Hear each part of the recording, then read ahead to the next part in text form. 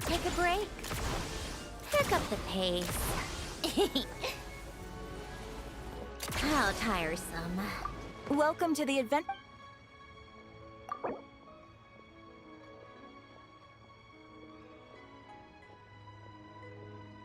Thank you for completing today's... Welcome to the adventure.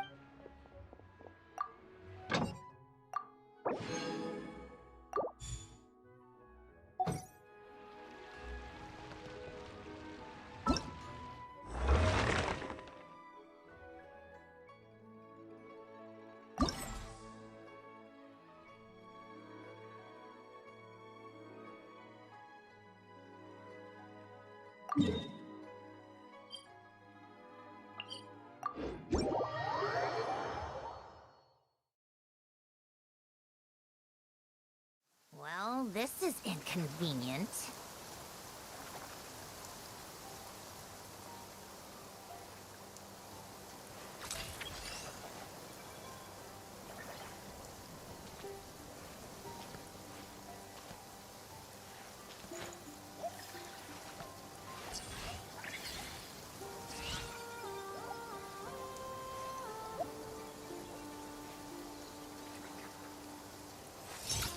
Come on, keep up. Pick up the pace.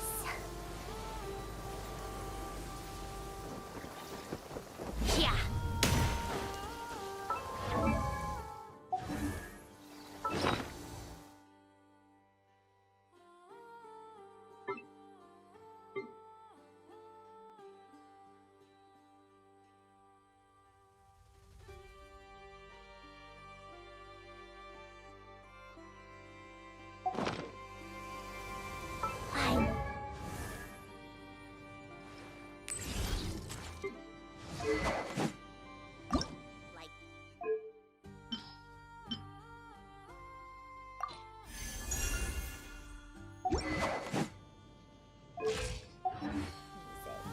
In fact, I've taught myself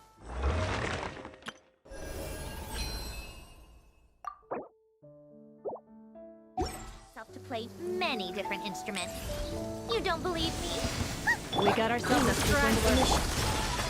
Surge. A new moon rises. You two! Time to end them! Take a break. Intel!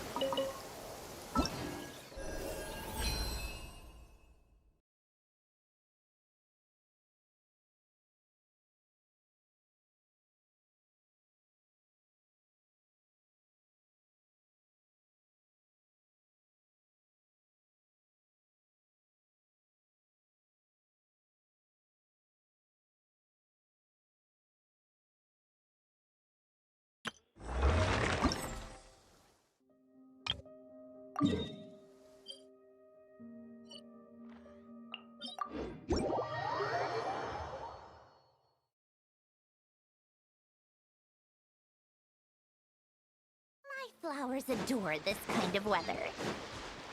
Come on, keep up.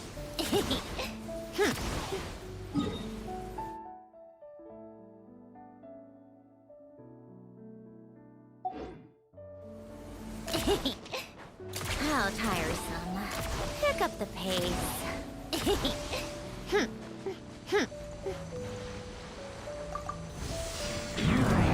Defensive mode engaged. Ultimatum protocol. Keep falling. Keep Papa. Get him! Come on, keep up. How tiresome.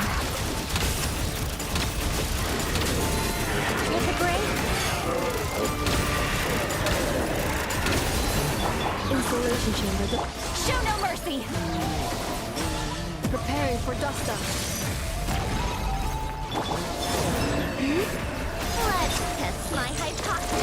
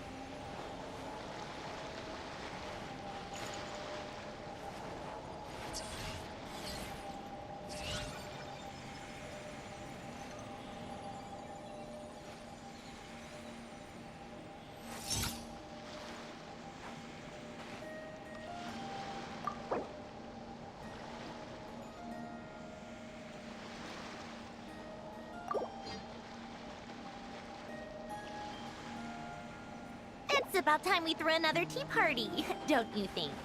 I wonder...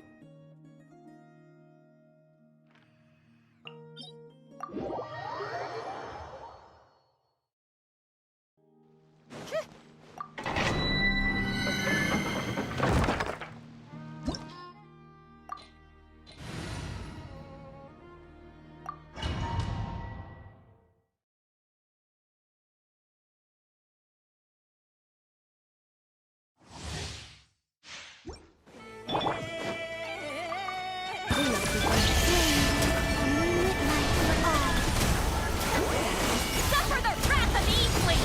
Fulfill our pact! How tiresome. Come on, keep up!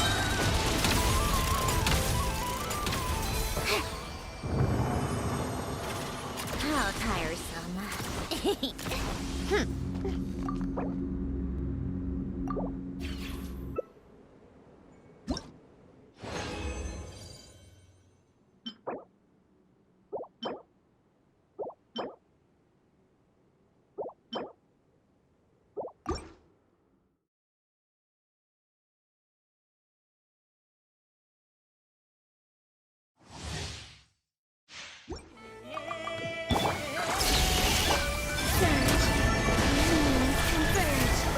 You two! Time to end them! Show no mercy! A spot of tea time entertainment. Take a break? Come on, keep up! How tiresome. Installation chamber deployed.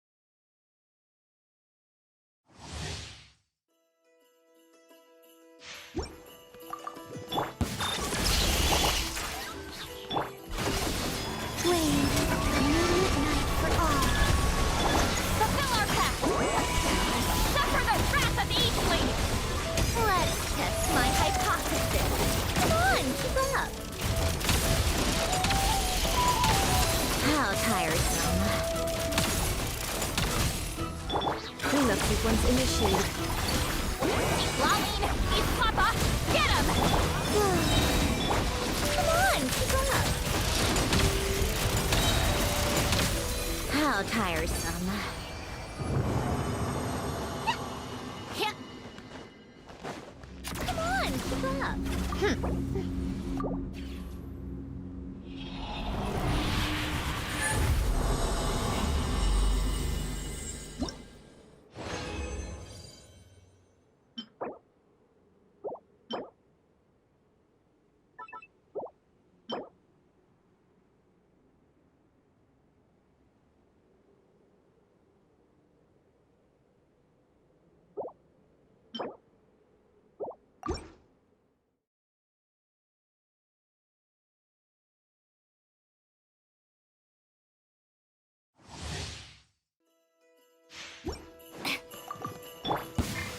Installation chamber deployed. Suffer the wrath of Eastling! Get to work!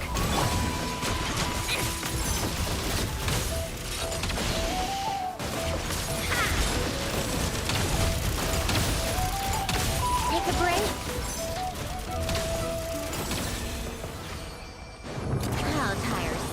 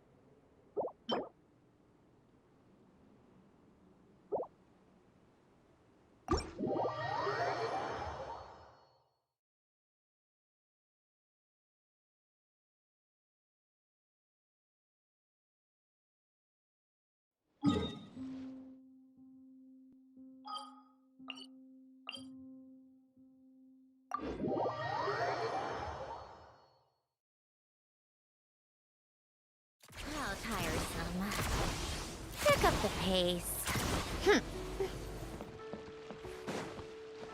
Welcome to the... You have already claimed today.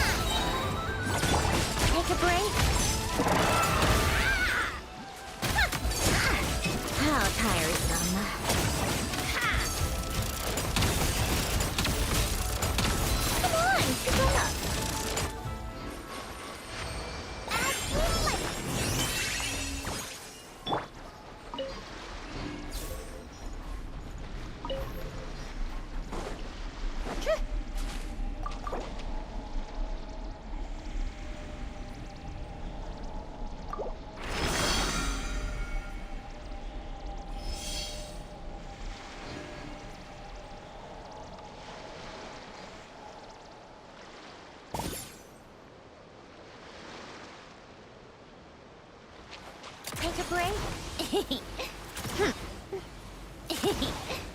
Pick up the pace. All right, here comes another. Go, Lumi! On, reveal button! All right, here comes another. Fight!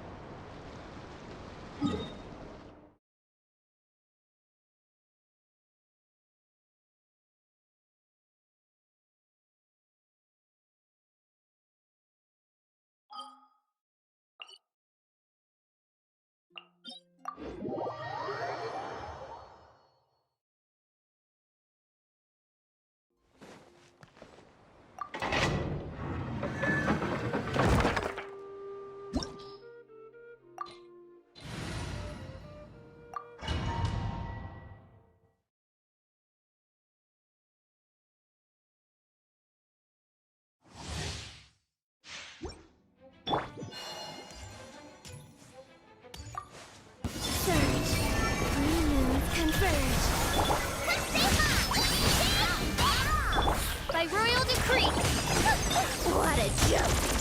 How tiresome. Come on, keep up.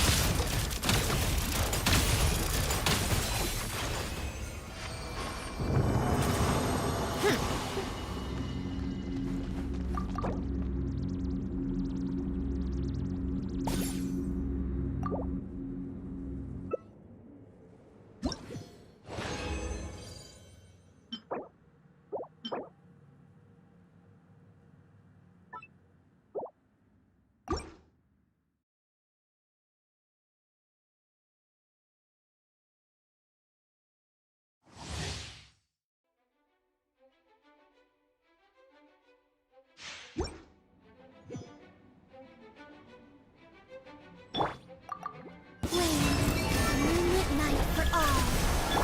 Go, Ruby! Odds revealed by... How tiresome. Let's test my hypothesis. Come on, keep up. Take a break. Pick up the pace.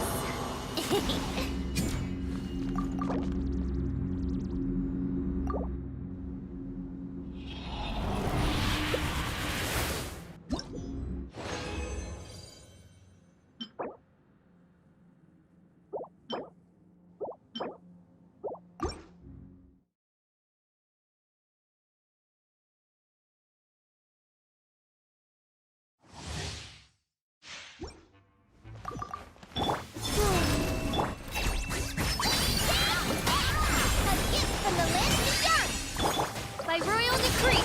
How tiresome. A spot of tea time entertainment. Ow!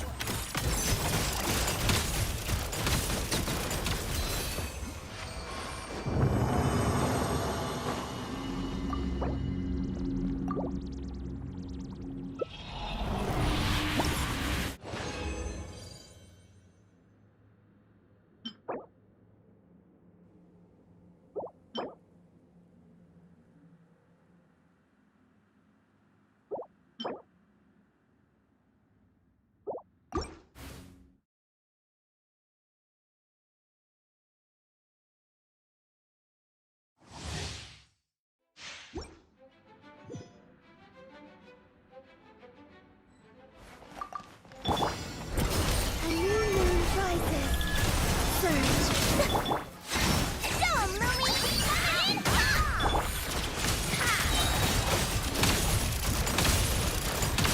Come on, keep up. Take a break.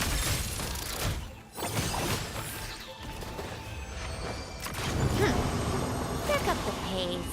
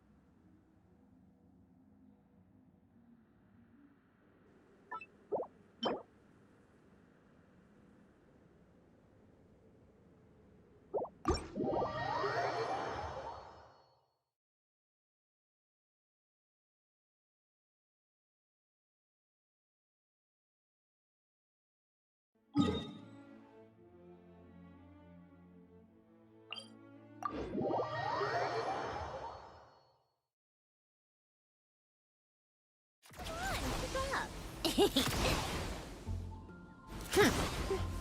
up the pace. Welcome to the Adventurers Guild.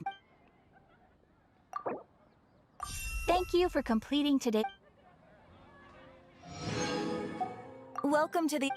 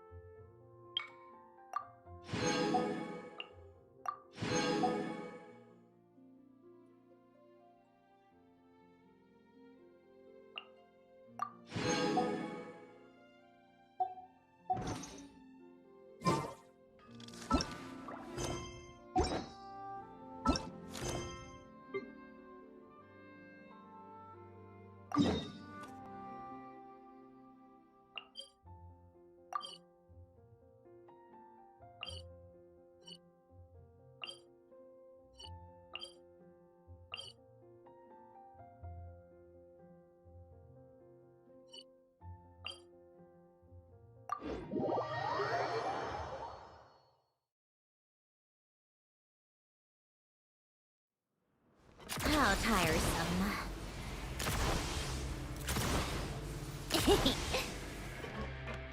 Take a break, pick up the pace.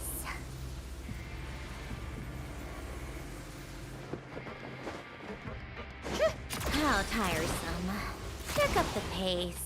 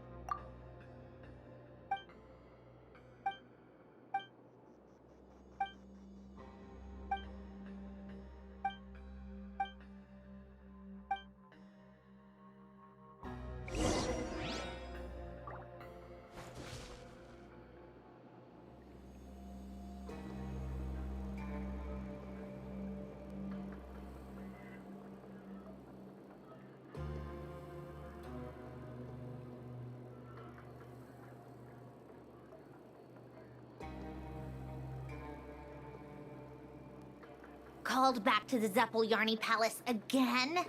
Ugh, seriously. What's the point in all these endless meetings?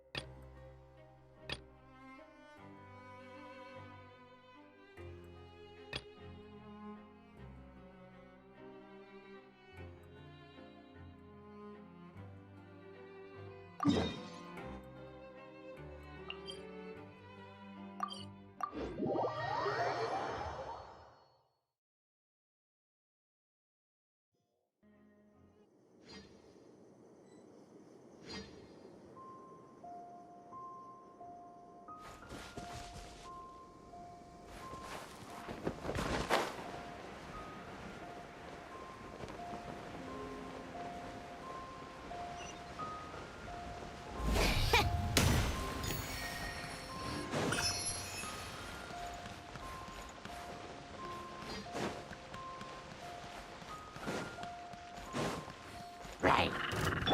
By royal decree. Wayne.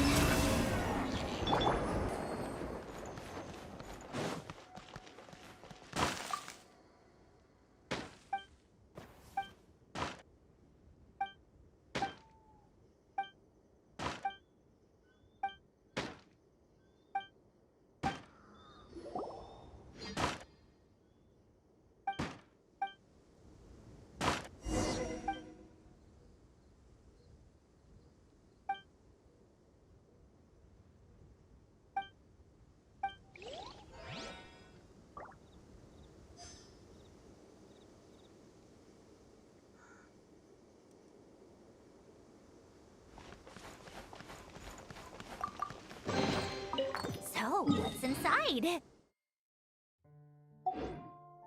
Not that I care. Come on, keep up.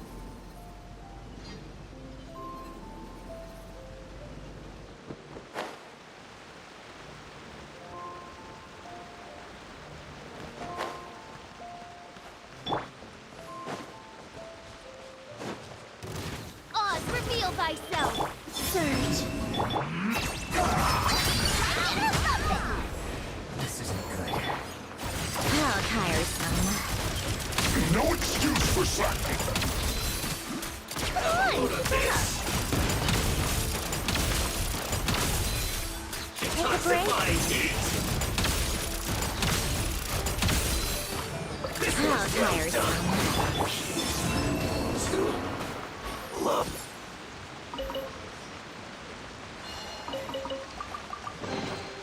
You keep them. I no longer need offerings.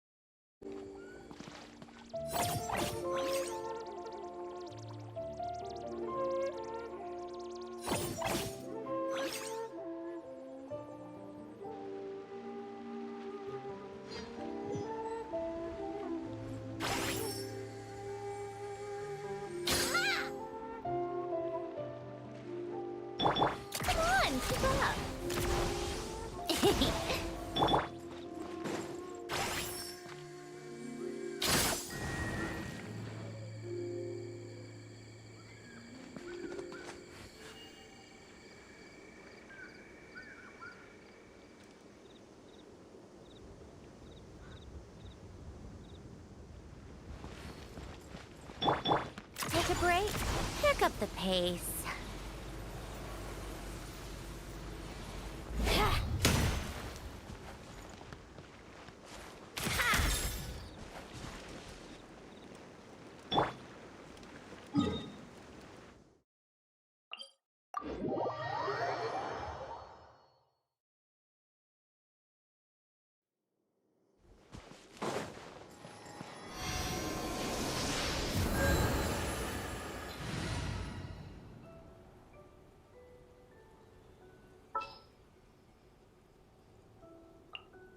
This world is full of unsolved myths.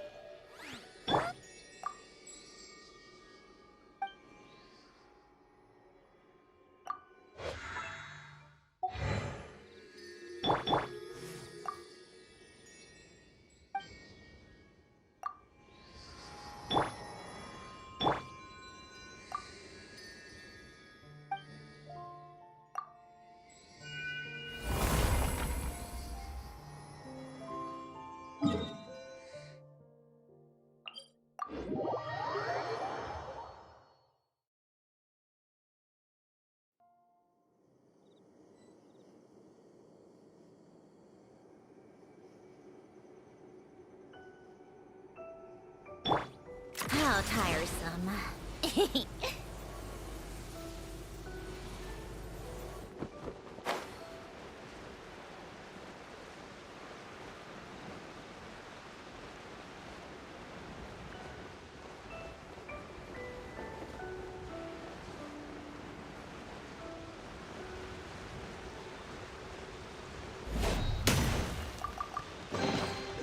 So, what's inside? Not that.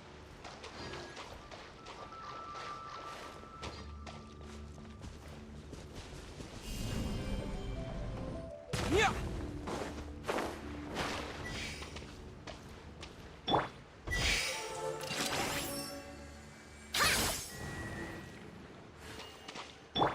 Take a break?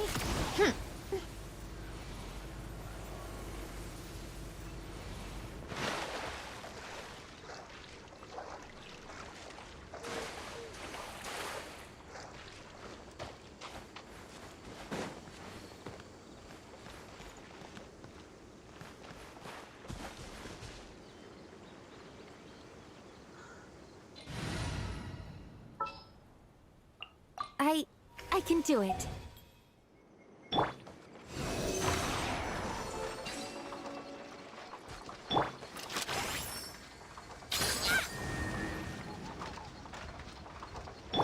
How tiresome.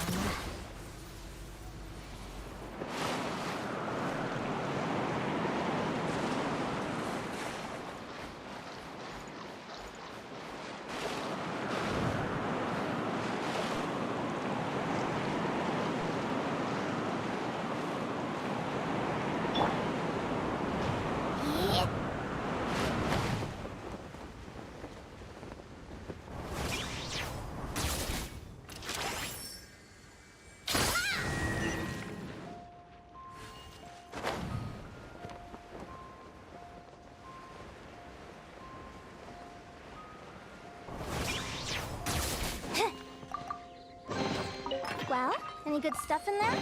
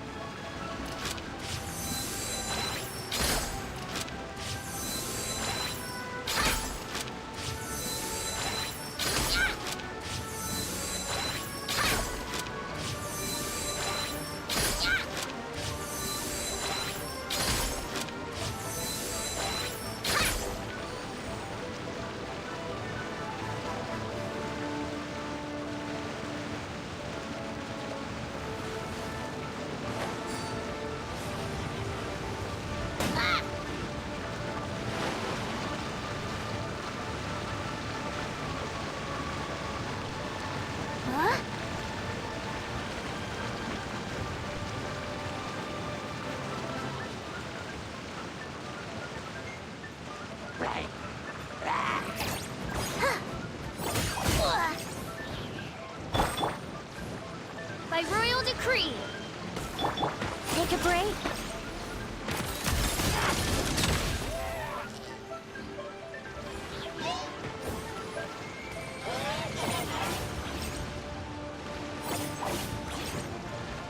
Come on, keep up.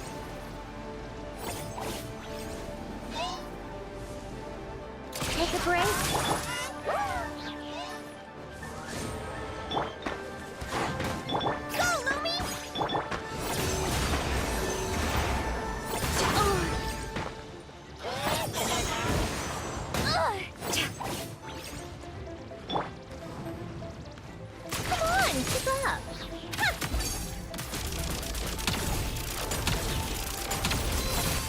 How tiresome.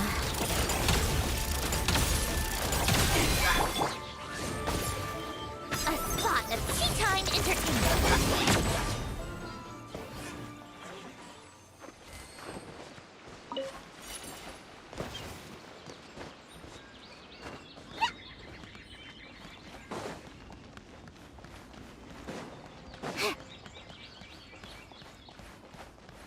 Come on, keep up.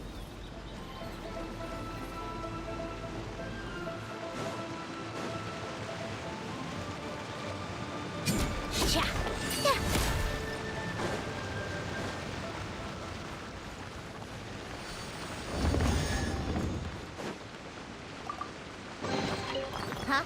All that work for this.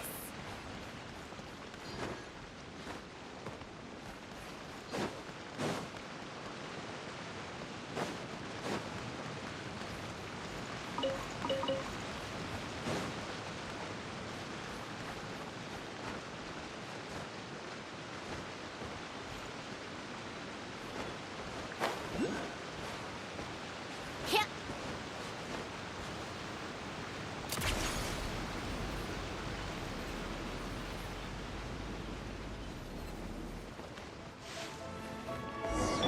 Show 'em, Lumi!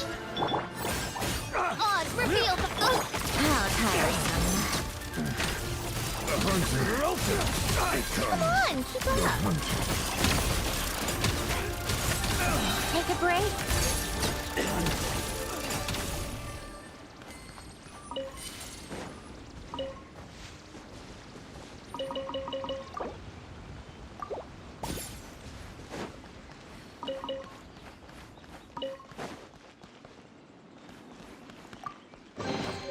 Huh? All that work for this.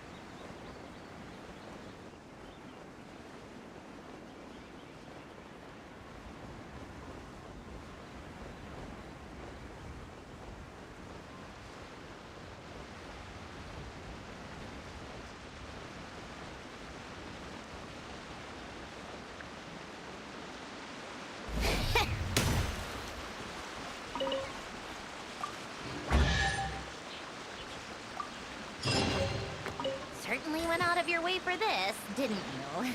It's all yours.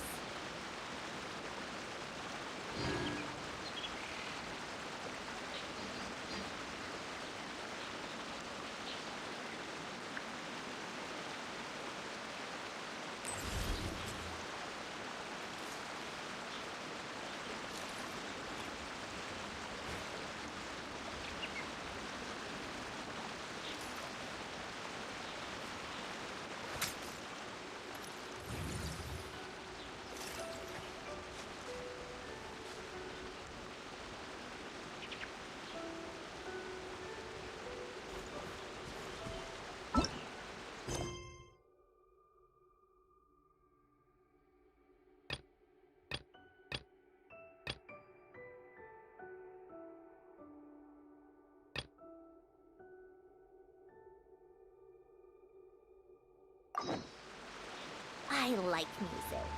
In fact, I've taught myself to play many different instruments. You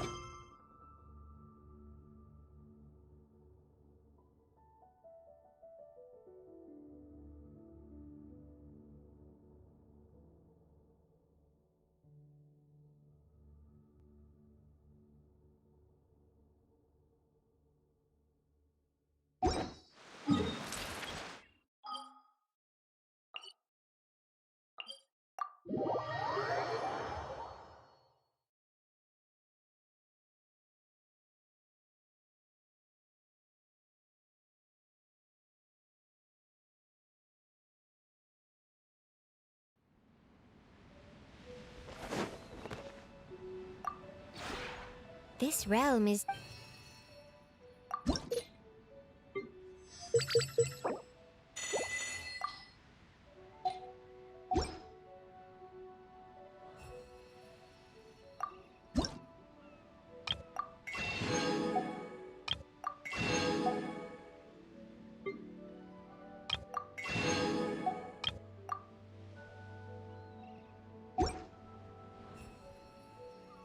If you ever...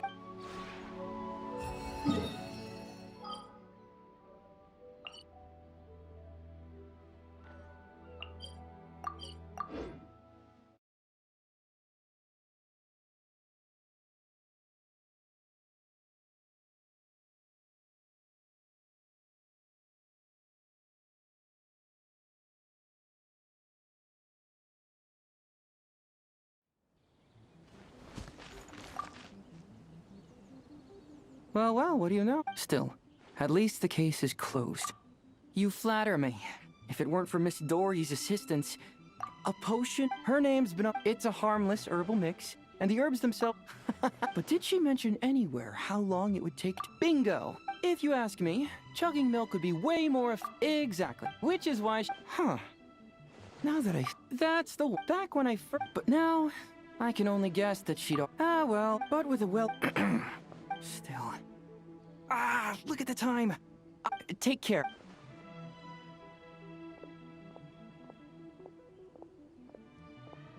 But remember, no crimes.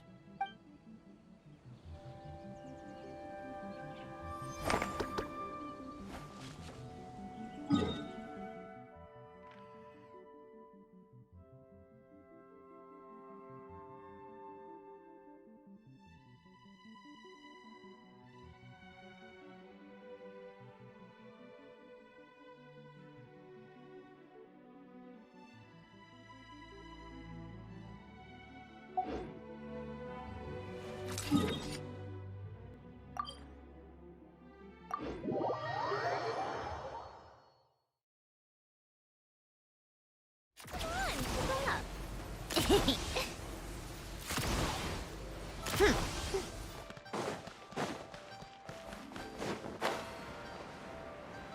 Yeah.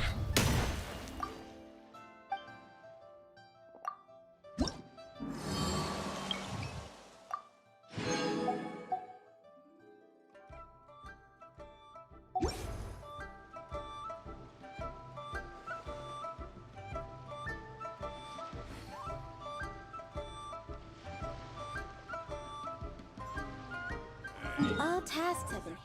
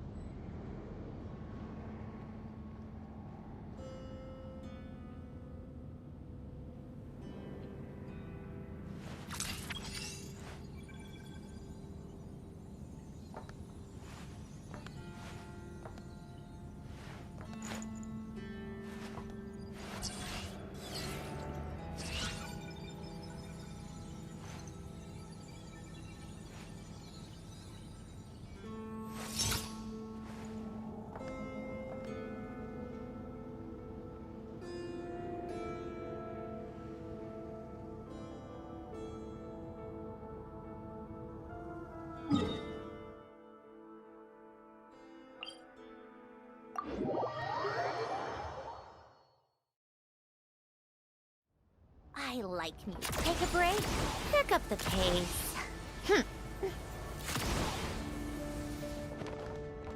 How tiresome.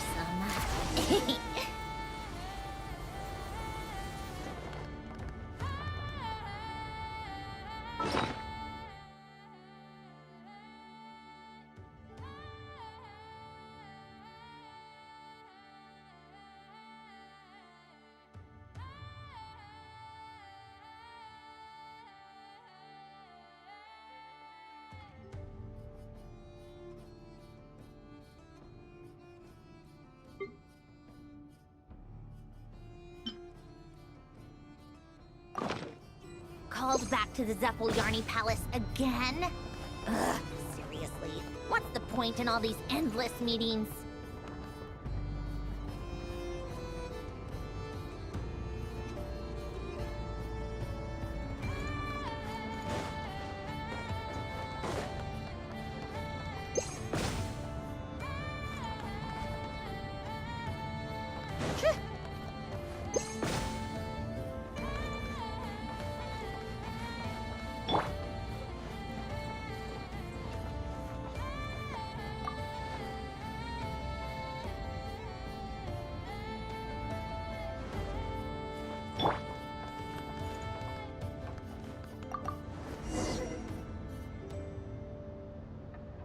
Well, this is one for the books. Never thought I'd see the day when you'd invite me to one of your tea parties, Sandrone. Perhaps if you'd worked on your etiquette, I would have invited you over sooner. I agree. It might also help your case if you stopped challenging people to duels all the time. You sound exactly like my big brothers and sisters. I can't help it. Back when my master was training me in the wild, etiquette wasn't exactly a priority. Forget it. It's not often we manage to get together. Let's just relax and enjoy the moment.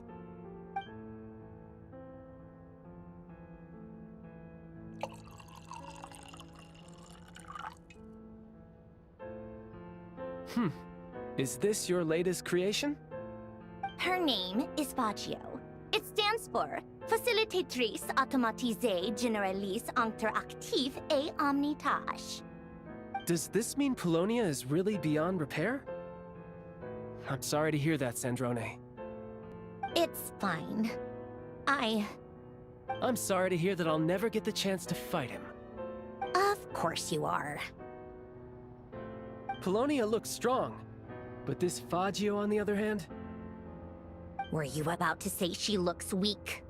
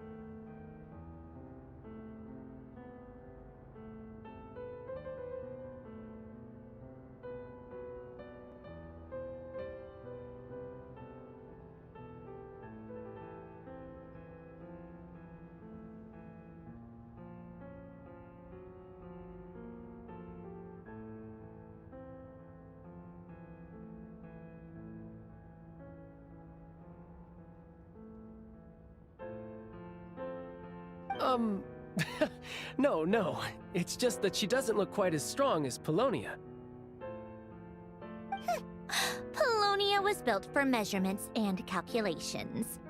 I was careful not to compromise his processing power when giving him combat capabilities. But Fagio doesn't need to process complex formulas. All of her computing power can be devoted to her combat module. So, that means she's actually stronger than Polonia? Is that even possible? You really won't be satisfied without a demonstration, will you? Just so we're clear, I'm not paying for any repairs if I break her. And I won't be paying your hospital bill. I knew this would happen.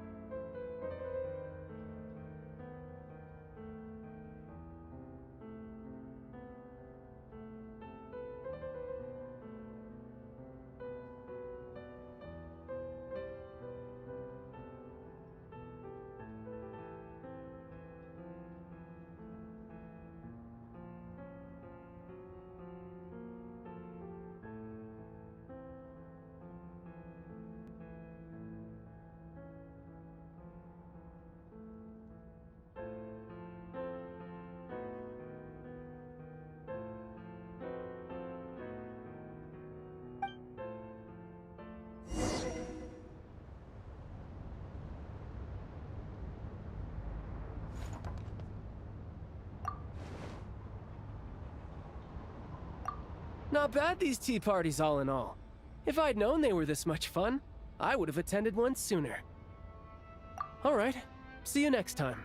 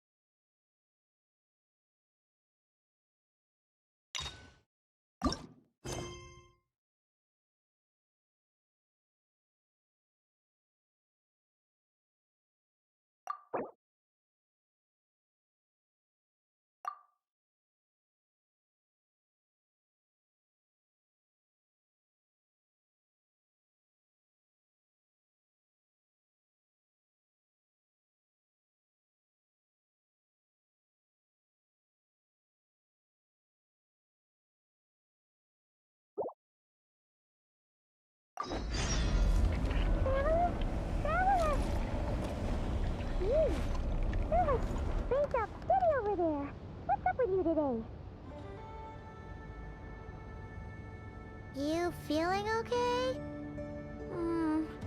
We've been traveling all over lately, so maybe you've come down with something. That's it!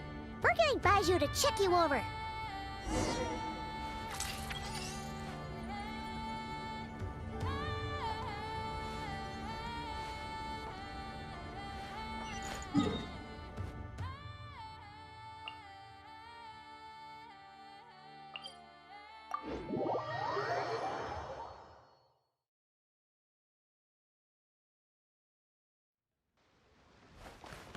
Take a break.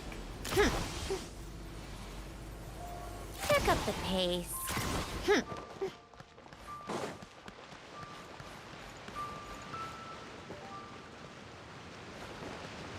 Come on, keep up. Oh, Baiju wasn't in his shop. Oh, you're looking for Dr. Baiju. He's resting today, but he said to send any patients to the back room. Ah, okay. Thanks. We'll head on through.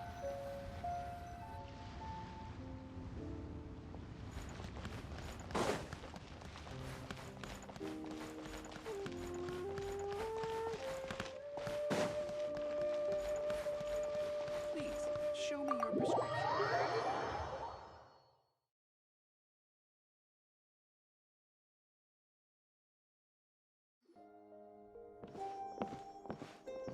Ah, looks like we have a special guest.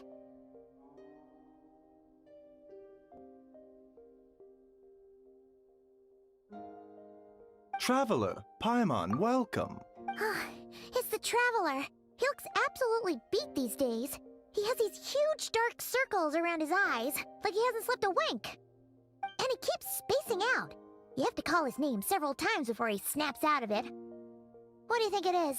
Is he sick? Ooh. Very peculiar. In all the time we've been acquainted, this is the first time you've come to me with a help.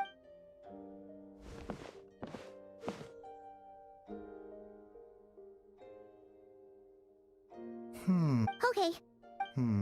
Complexion is good, eyes are clear, breathing is steady, pulse is strong. Physically, you appear to be in good condition, hence my concern. A clean bill of health is usually a good thing, but in this case, it likely means your situation is more complicated. Physical illnesses come with detectable symptoms that can be used to diagnose, medicate, and cure the condition. Huh? Curses. Why don't you rest here? I've seen... In the meantime...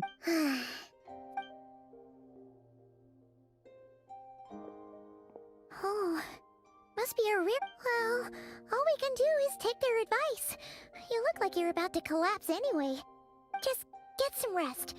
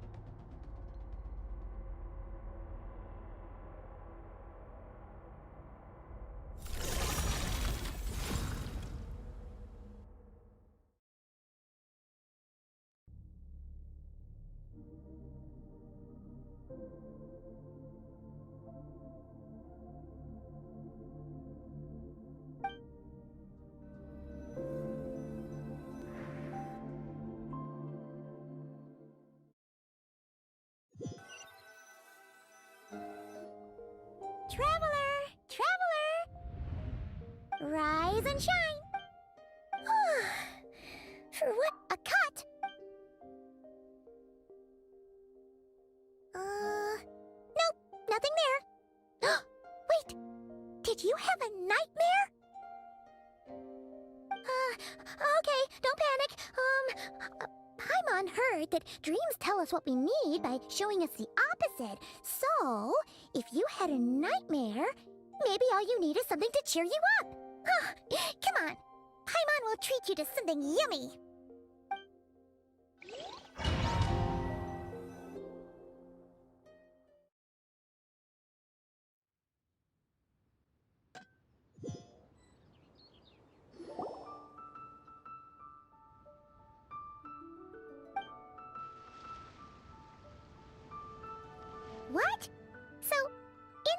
dream, you were trapped in a weird place with thick fog everywhere, and then a spike came out of nowhere and stabbed you in the back?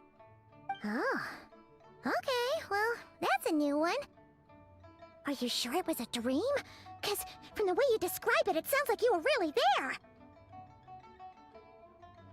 But then again, you woke up right where you went to bed. And you were definitely in a deep sleep this morning. Then, it's decided. Paimon will stay up and watch over you tonight. If anyone tries to mess with you, Paimon will beat him up. Or, wake you up first and then we can beat him up together.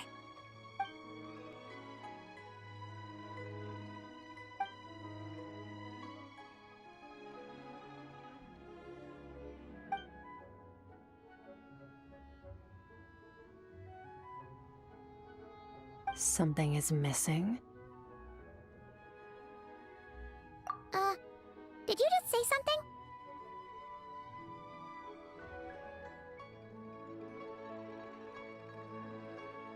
The flesh remains whole, but the soul... Ah! What the... Wait! Paimon remembers you! Your child's master! Orc?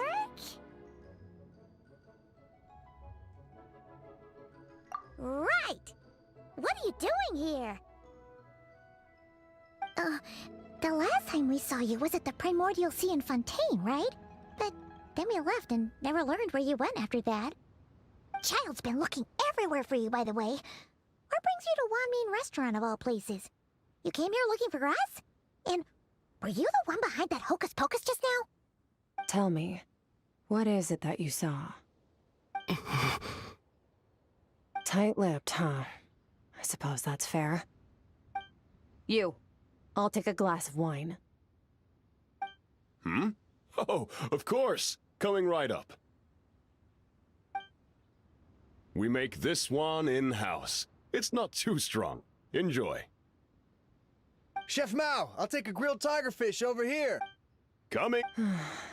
If you want my help, now's the time to... I was investigating... Part of your soul is damaged. Neither of those things sound good.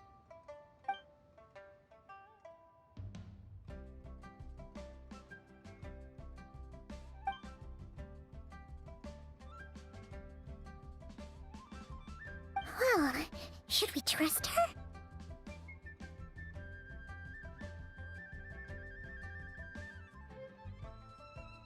She mentioned an abyssal disturbance. Maybe that has something to do with what's going on with you. But we could always find a different expert on the abyss to help us out.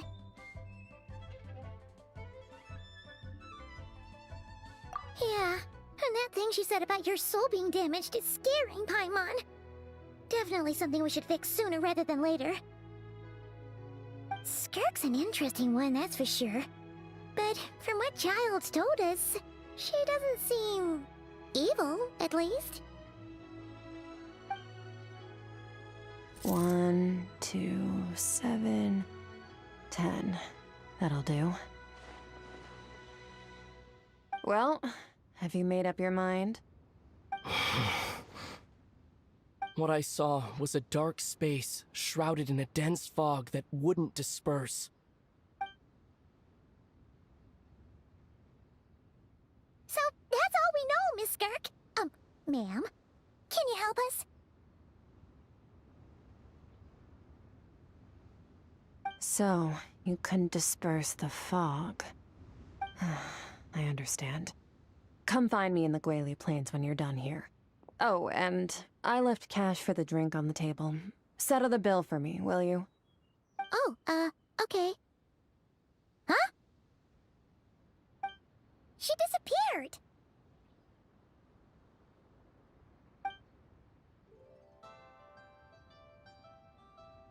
Wait, hold on. You overpaid. Here's your change. Oh, no. This includes the drink, so it should be the right amount. I didn't think you two ordered a drink. We didn't. It was that lady who came and sat with us, remember? You brought it out to her yourself. You sure? I could have sworn there were only 2 of you at that table. What? What'd you put in their dish, Chef Mao? Some kind of hallucinogenic mushroom? You got them seeing things. Seeing things? Wait, so neither of you noticed her? Young lady? About this tall? Wearing a purple dress? She ordered a glass of wine! Oh, now you mention it, that vaguely rings a bell. And it looks like I did open the wine jar, so it must have just slipped my mind. In any case, that settles your bill. Come again soon. Chef Mao? Check, please. Coming! Okay, what was going on there? It's like they didn't remember Skirk being there at all. Even Paimon was half convinced we hallucinated the whole thing. But that Mora she left for us was definitely real. Oh, this whole situation is giving Paimon the creeps. But anyway, she told us to head to the Guili Plains, right? Let's not keep her waiting.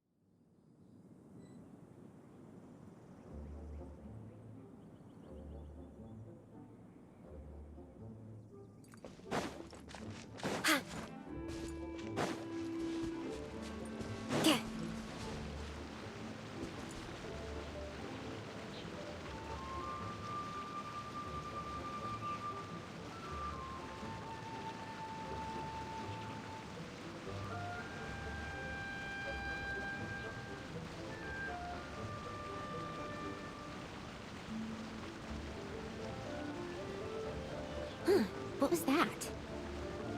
Oh, it's gone. Take a break, pick up the pace.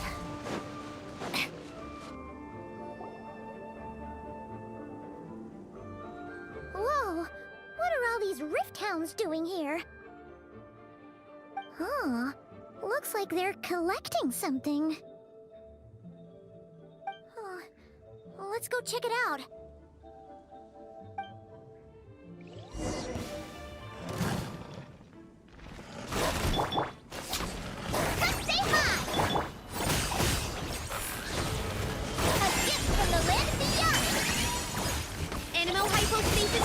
How tiresome.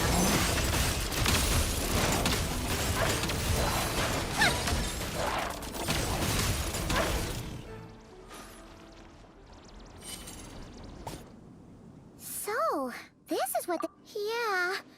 From the moment they are born, all beings with great power have an impact on this world. Even if their body is sundered and their soul extinguished, their influence remains. Gods are the most common example of that. The remnants of gods who fell thousands of years ago remain buried deep within the earth, carrying within them a warped will and a dark curse. Together, these remnants form what you call god remains, and it appears that some of those sealed here were dug up and removed. They're what are you doing? Nothing! Just wanted to make sure you were, real? She's definitely not a ghost traveler. Paimon poked her, and she's solid.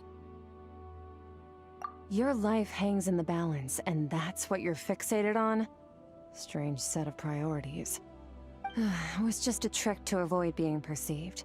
If someone notices me, those memories are erased. Simple as that.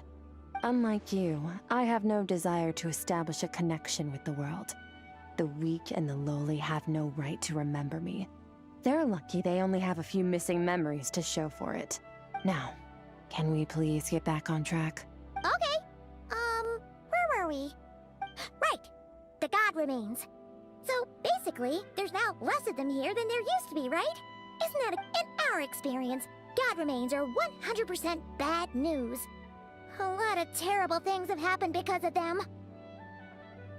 Maybe it's a good thing by human standards, but power doesn't come from nothing, and it doesn't just disappear for no reason. The remains aren't just gone, they were taken. Very clever, Traveler. You aren't the only one who had something taken from you. There are victims like you everywhere. The only difference being, you can speak, and the remains cannot, so it went unnoticed. Something similar happened in Sumeru. Within the span of one night, countless consecrated beasts were slaughtered, and a large amount of the god remains buried in the desert went missing. Of course, god remains are just one of the targets. The culprit is chipping away at sources of power all over this world, including the Stella Fortuna above. Wait, you mean... the stars? Mm-hmm. 42 of them have died out in the past few months alone. In Conria, people believed that powerful individuals have corresponding Stella Fortuna. Even should that individual fall, their Stella Fortuna would not disappear, but gradually evolve into a new constellation. Yet now, stars are disappearing from the skies entirely, and it's not hard to deduce what's happening to the power they contain. Something has been leeching power from this world like a parasite steals nutrients from a host. And now, it's no longer satisfied with the remains of the dead. It wants you. This time, it only took a fragment of your soul. But next time, there's no telling how far it could go.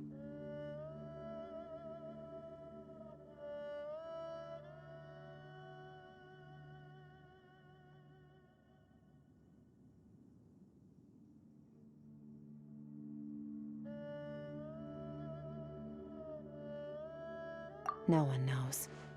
All I know for certain is this. Getting back what you lost will not be easy. Considering how much power this entity has stolen, it must be a god-level being by now at least. But that's not the real concern. Souls are fragile things, and yours could easily be crushed if you go up against it. So you're gonna help us, right? We're going to help each other. You are my ticket to uncovering this thing's true identity.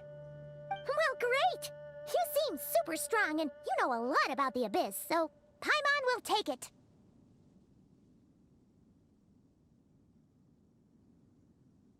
Don't get all mushy on me. All I'm doing is helping you get back to normal after a sudden crisis. And I should warn you, getting mixed up with me can have unforeseen consequences. We're on very different journeys. You don't want to be in my debt, trust me. You help me uncover the truth behind this entity, and I'll help you recover what you lost. This is a transaction, that's all. You would do well to remember that. Now, come along. Yeesh! You'd think she'd be a little friendlier since she's agreed to help us. But nope, she's just like when we met her in the Primordial Sea. So cold. Well, whatever. If that's how it's gonna be, then she doesn't deserve our friendship. What she does deserve is a super embarrassing nickname. Ah! Paimon's got it. Frosty the Lavender Melon! Serves that Ice Queen right! Anyway, the important thing is that we get that piece of your soul back. So, let's follow her and see what sort of plan she's got.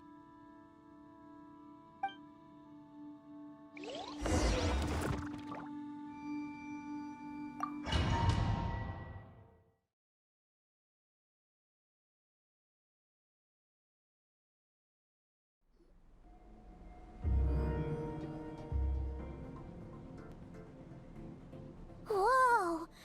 This place is way bigger than Paimon expected. Where are we? This is where I live. I suppose it's the closest thing I have to a home here.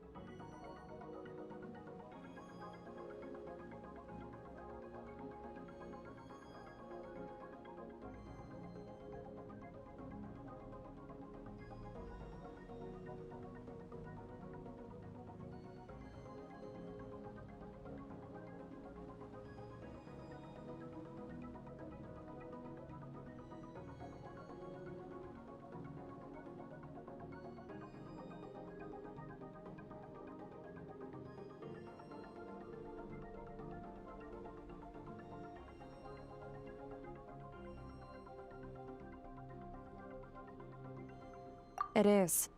I brought you here because time flows differently in this place. I don't know how much Ajax has told you, but when he fell into this space, I mentored him for 3 months. In that time, only 3 days passed in the outside world. Ajax? Oh, right! That's Child's real name! Yeah, Paimon remembers him mentioning something like that. So, a month here is equivalent to 1 day in the outside world? That should mean we're safe from that power-hungry soul snatcher for now, right? Yes, well, I didn't bring you here just to show you around. In the outside world, the Traveler could be attacked at any moment. But coming here has bought us quite a bit of time. Now, we just need to figure out how to investigate that place you saw. The one full of fog. Both your description and the abyssal disturbance I felt point to that space having some connection to the abyss. It could even be a domain similar to this one. The thief who stole that fragment of your soul is hiding there. But the abyss is a chaotic and turbulent place. If we want to pinpoint their location, we need to see what that space looks like without the fog. Abyssal power can grant a special form of sight. Have you ever wielded abyssal power before? Okay. Do you plan to learn?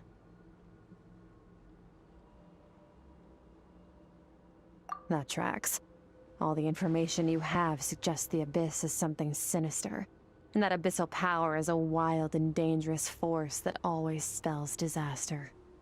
And you're saying that's not true? Depends on your perspective. Floods and hurricanes take countless lives too.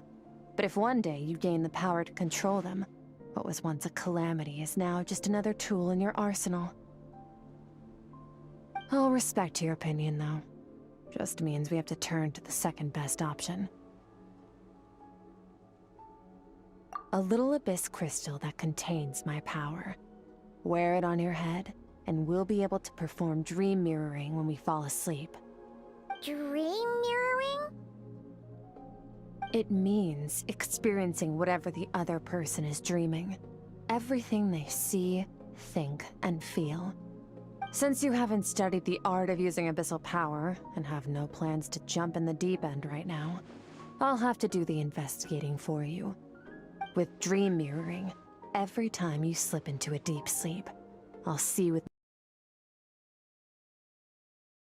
my own eyes whatever scene plays out in your mind. Then, I can guide you through the dream environment, and we'll take back what was stolen from you.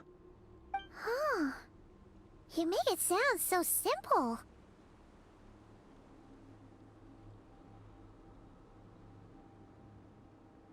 Tough to say. This is an unprecedented situation for both of us.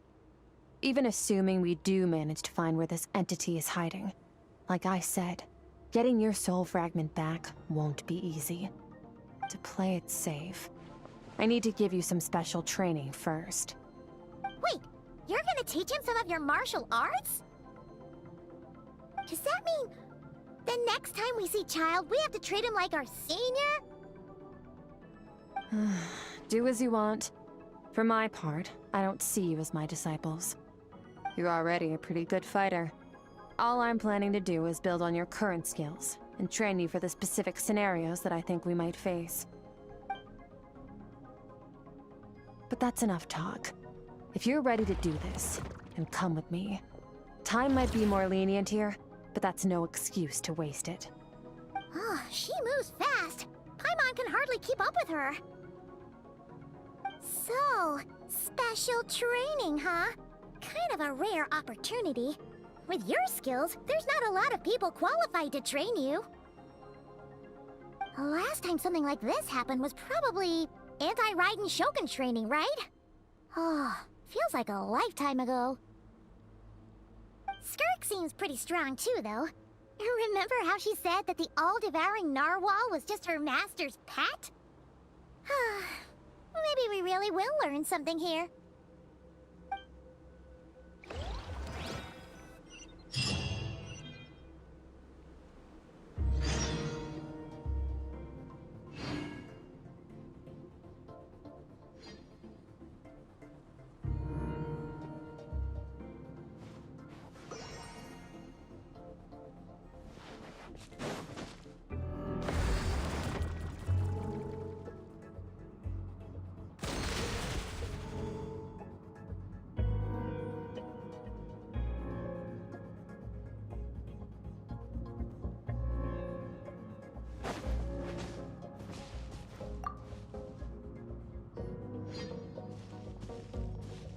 Ready? Bring it on! Your training will be split into 3 stages. Testing your blade work, elemental abilities, and reasoning skills. We'll start with blade work. You're no rookie in this area, so I won't bore you with the basics. During your long journey, you've no doubt sparred with a lot of talented sword fighters. Consciously or not, you will have picked up all kinds of techniques from them. You bet! There's Kaya, Master Jean, Kuching... Oh, and Kazuha, Ayaka... Yeah, we've met sword masters like you in every nation. You sparred with a bunch... Don't get too smug. And so, to use the human body as an improving your sword fighting is like you need to do only then. Wait, I'm on... One day, there are that's all I have to say. Now focus. Destroy the crystal columns as swiftly as you can.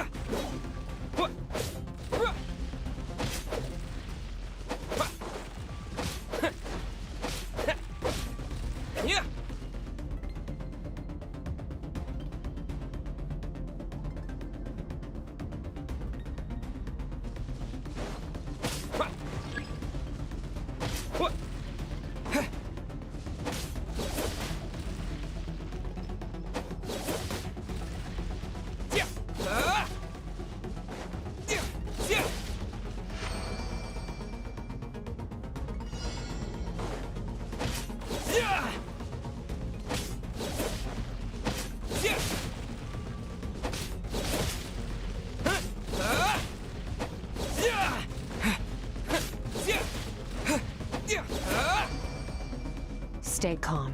Use your head. You have to keep it together.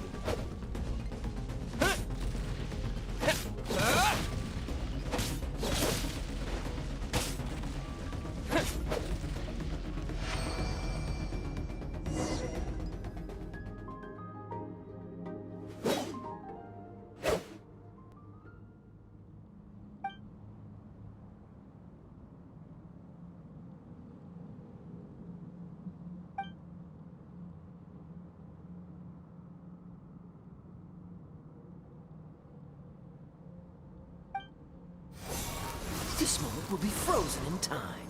Cut to the chase!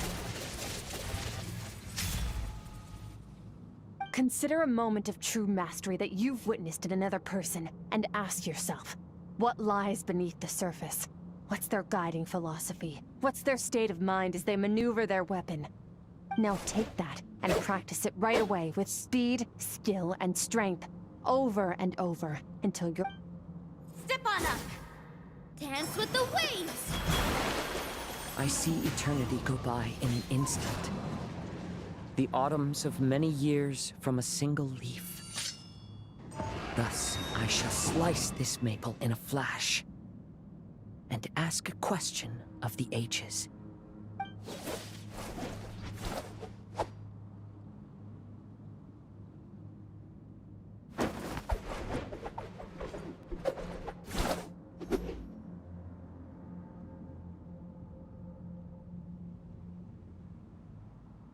If you start to tire, empty your mind, but do not stop. Stay in that frame of mind as you keep up the fight. Get rid of all redundant movements. Imagine your sword is an extension of your own body. Wield it just as you wield your arms, hands, and fingers. 'Twas on a deserted, moonlit night that the hero approached the vile dragon's limpid lair. Ring cutter! Feathers fleeting wet, the white heron treads water, a sight without flaw. Master of Inazuma Kamisato art Tachijutsu.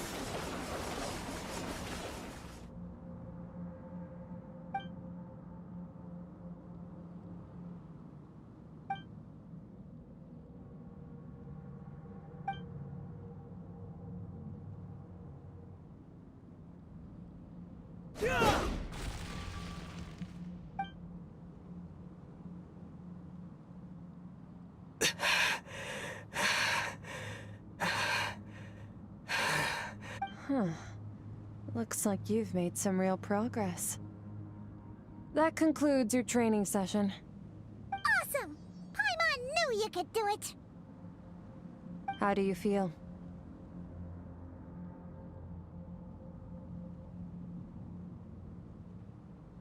As you should be. Time flies when you're training hard. You've actually been going for several days now with no rest. Yeah, meanwhile Paimon's had a whole bunch of naps. But you were so focused, she didn't want to interrupt you. Go get some sleep. I'll be doing the same very soon. Let's hope you see...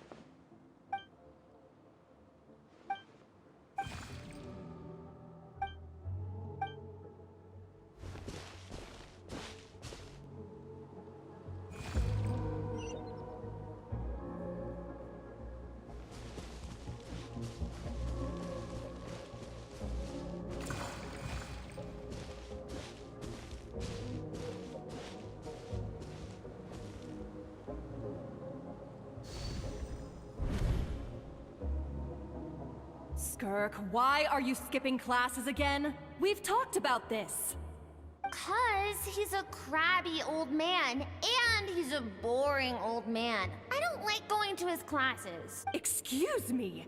You shouldn't talk about your teacher like that. It's very All right, let's not get into a big fight about this. Skirk's learned what she needs. There's no point forcing her to sit through more classes if she doesn't want to be there. But I'd still love to hear about what you got up to yesterday. Why don't you tell your dad all about it? I went diving, and I saw this huge fish. I never knew they could get that big. It looked kind of dumb, though, with that stupid big fat head. I tried to shake its fin, but it just spat water at me. Oh, and today, I'm gonna go to that prairie up north. There's supposed to be this giant bird there that can spit fire. I bet if I climbed on its back, it could fly me all the way to the stars. Then I suppose your old dad should get one as a pet too. Otherwise, how are you gonna hear me call you for dinner up there in the stars? When it's time to eat, I'll come back on my own, Zilly. Anyway, gotta go. Bye, Mom. Bye, Dad. Wait! Put on a coat at least. You'll catch a cold. I'm talking to you, young lady. You spoil that child, you know. Ever since that merchant ship arrived, she practically lives outside. Ah, let the kid do what makes...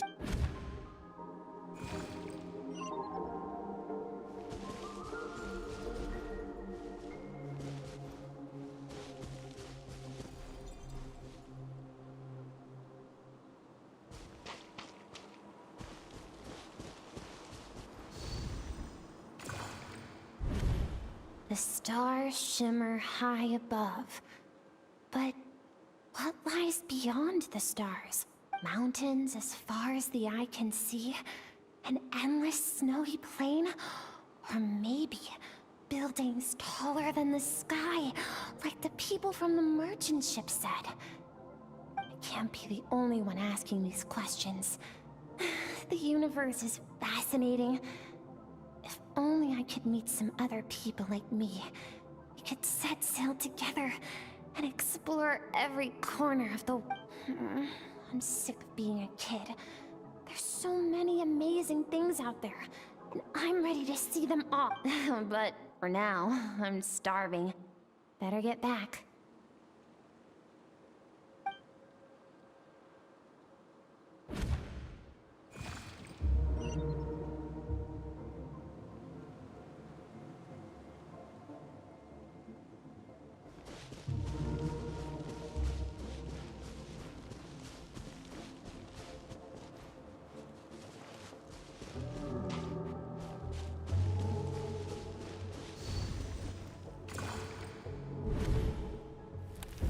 Don't let a single one of them get away! No, please, spare the children! Stay back! They're coming! Run! Help! Eliminate the threat. Take them down! Don't be scared. This way! We'll never make it! Fire. There's fire everywhere. What happened?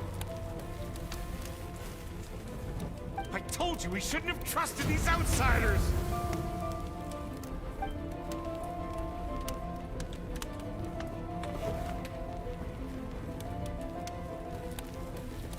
Why are you doing this? What did we do to deserve this? We welcomed you with our finest food and drink, showed you the best our home has to offer, gifted you cloth dyed by our own hands. And this is how you treat us? Run! Save yourselves! Captain, Zone 3 is clear and we have Zone 2 surrounded. Begin extermination. Remember the... Rest assured, sir. Good. The only ones who put up a real fight are that... We shot the man in the ankle to prevent them from making some kind of... Well, let them clean...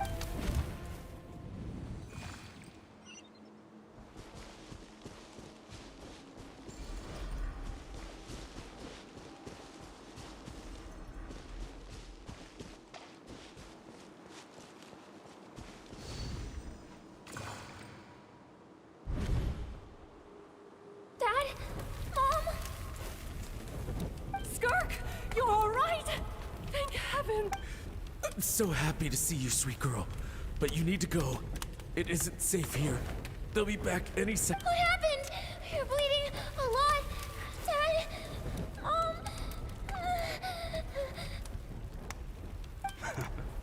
This is the place. Alert all units. Prepare to surround. Run, Skirk! Run as far away as you can! Don't trust anyone! Your dad and I, we're not afraid to stare death in the face, but we need you to survive. My clever girl, so curious. You're already so brave. I know you're going to grow up to be such a positive light in this world. Whenever you miss us, just play this song. Remember, life is a gift. Don't let darkness claim it. Break down the door! Look what we have here.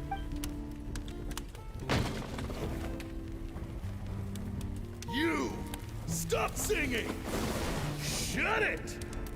I said shut it or I'll make you! Fine. Have it your way!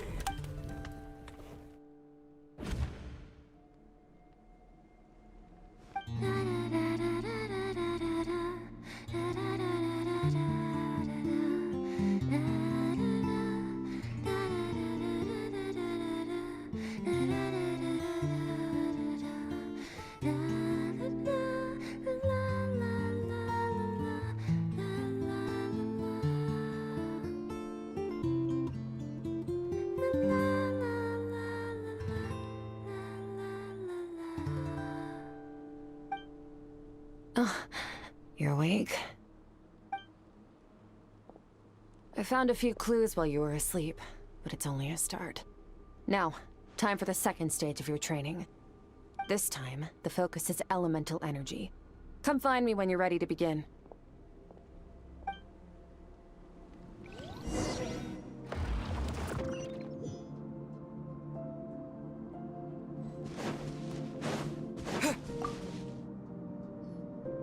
Mance, new day? Well, except...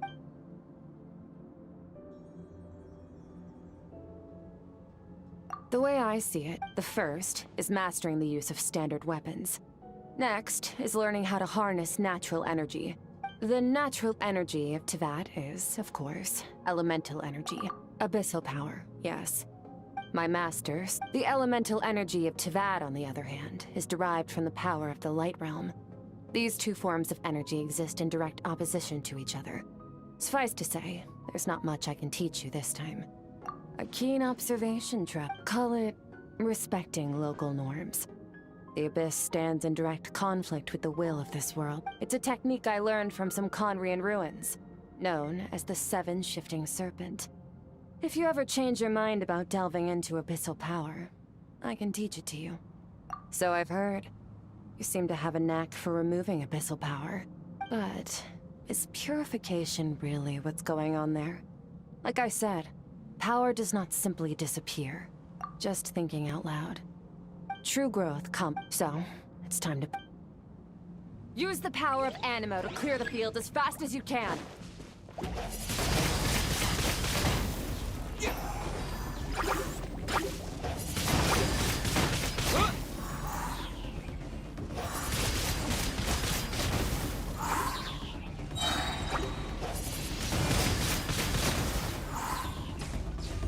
With the wind!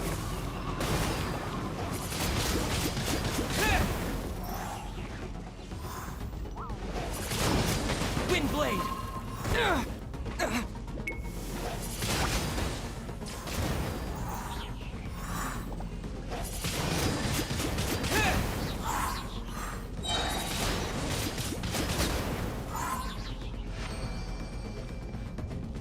Observe your surroundings. Look for things you can use to tilt the scales of success in your favor.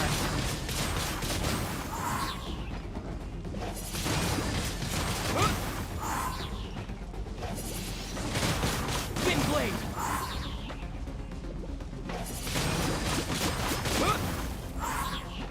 Disappear!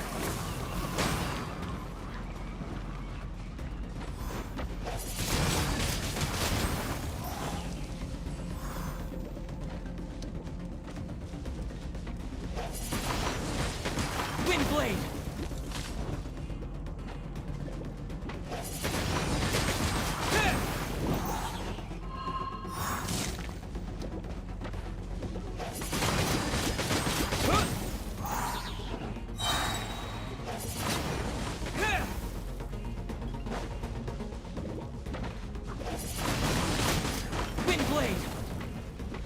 with the wind!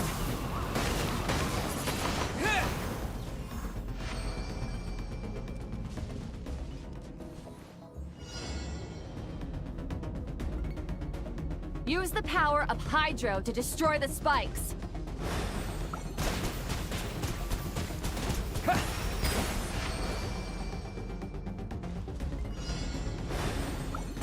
Faster! Don't give them a chance to strike you. You need to be quicker than you were in your dream. You can't afford another injury like that.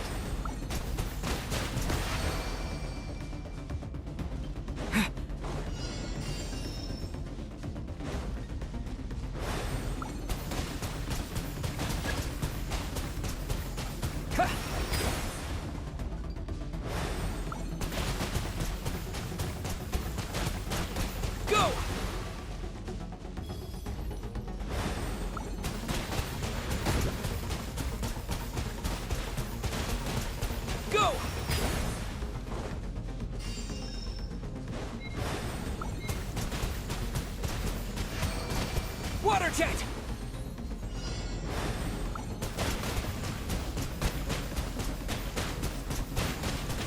Water jet!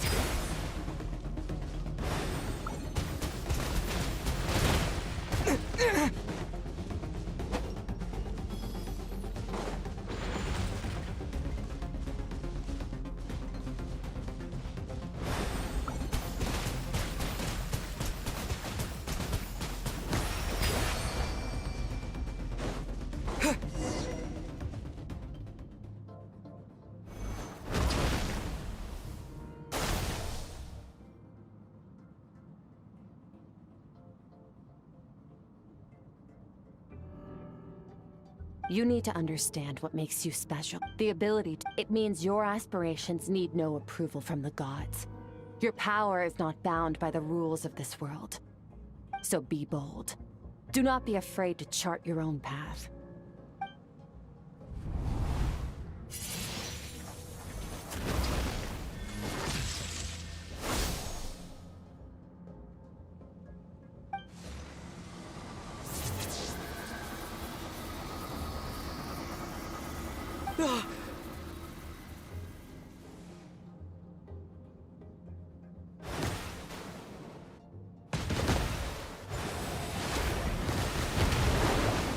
Very good. It seems you've reached a deeper level of connection with the... Long enough for you to lose yourself in your training. Which is a good sign. Get some rest. When you wake up...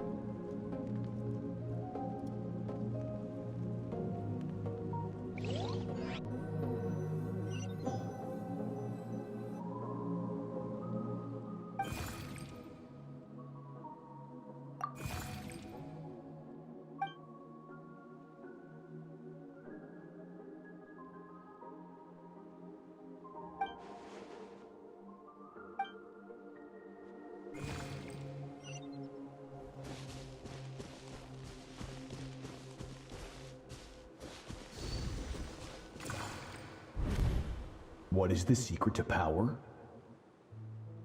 Longing, hatred, self-preservation. No, the fear of losing those you love. The fear is the source of evolution. It forces humanity to adapt to their environment and overcome hardship. It is in the process of prevailing over our fears that we surpassed first ourselves and then the rest of the world. That fear is now part of you. It calls on you to evolve. And it is time to answer.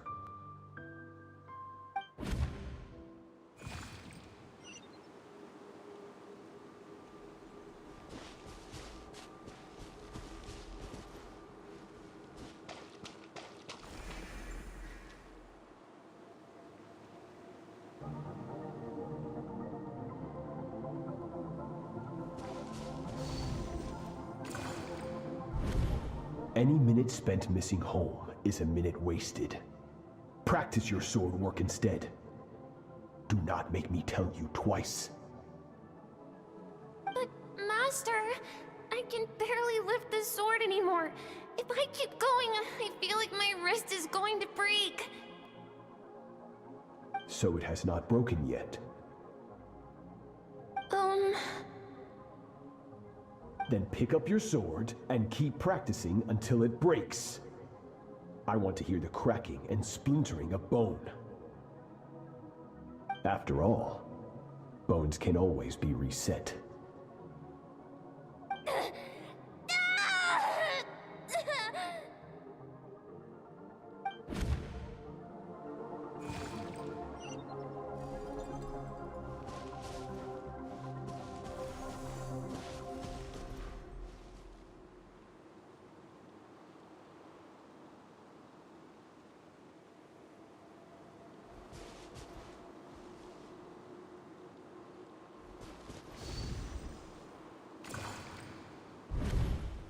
Good Skirk. Once again, you survived. How do you feel? Cold and pain. These are signs that you are adapting to the abyss. Each time the flesh is torn and the spirit crushed, each time you claw back from the brink of death, you become stronger. I now understand why these people sought to destroy your homeland. Your potential goes beyond even what I could have anticipated.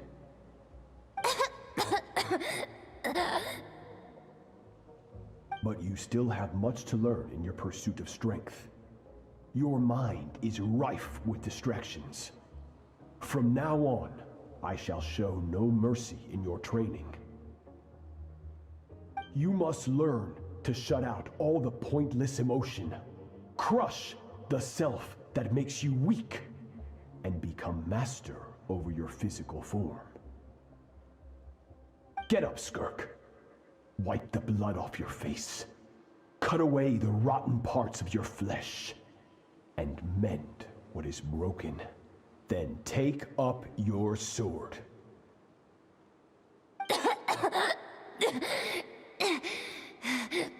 Yes, Master.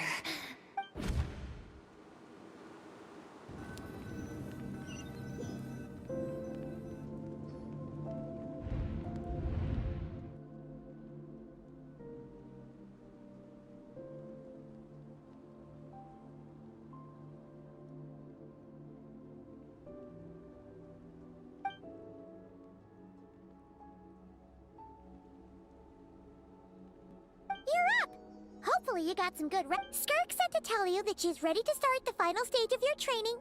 So, wanna head over now? Or did you wanna wait a little?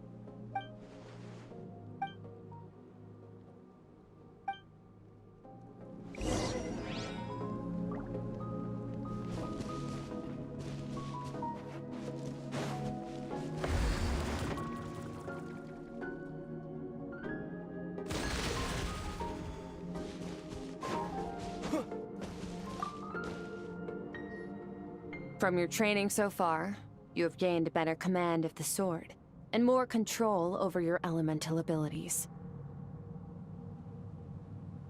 That's only part of it.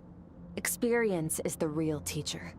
Your journey, the friends you have made, the dangers you have faced. These have taught you more than I ever could. Now, it's time to focus on how you react under pressure. You must be able to think rationally, even in unpredictable combat situations. To simulate this, I'm going to attack, and you're going to block. Ready?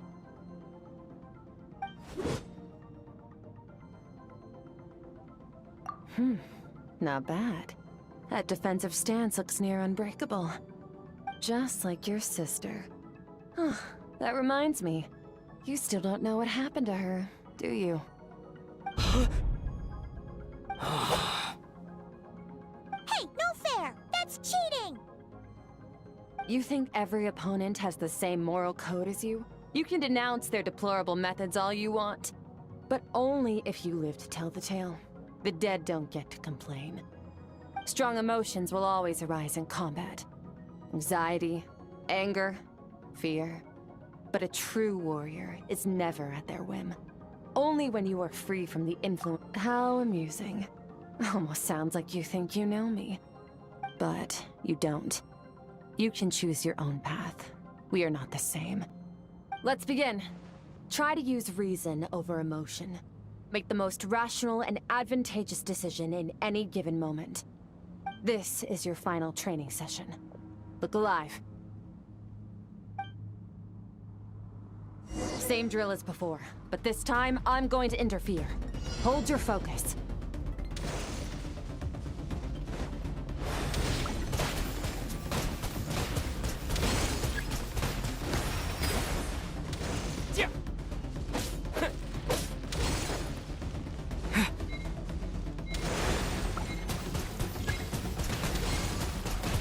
Water jet!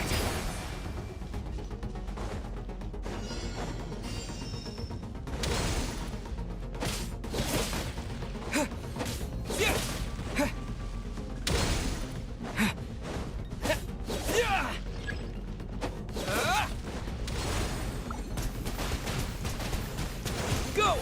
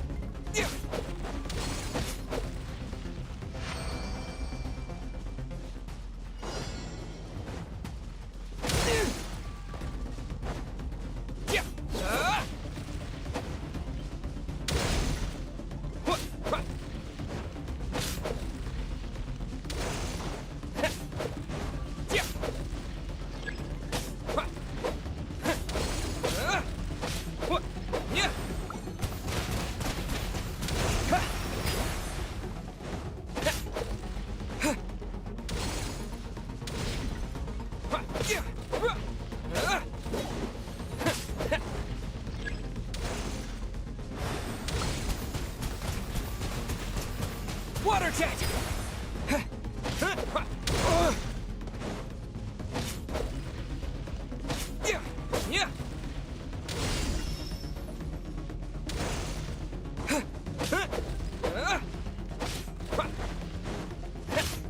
Not bad. Better than I expected.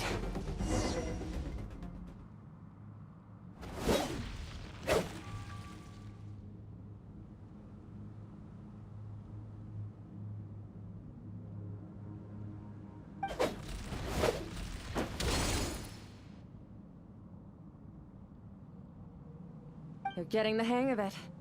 The first step to controlling your emotions is controlling your mind. You want a unified train of thought. It all comes down to focus.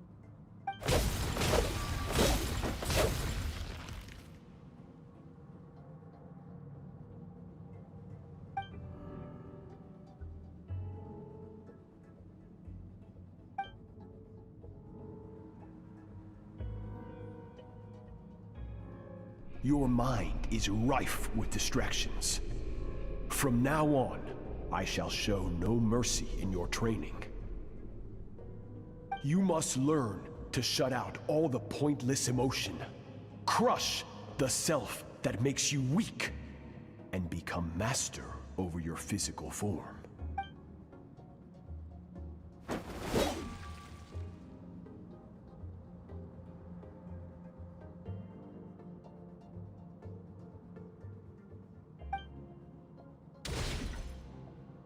Stop. Let's pause here. One look, and I can tell your mind has wandered. That's to be expected. There's a limit to how long a human being can concentrate on one thing. Staying calm...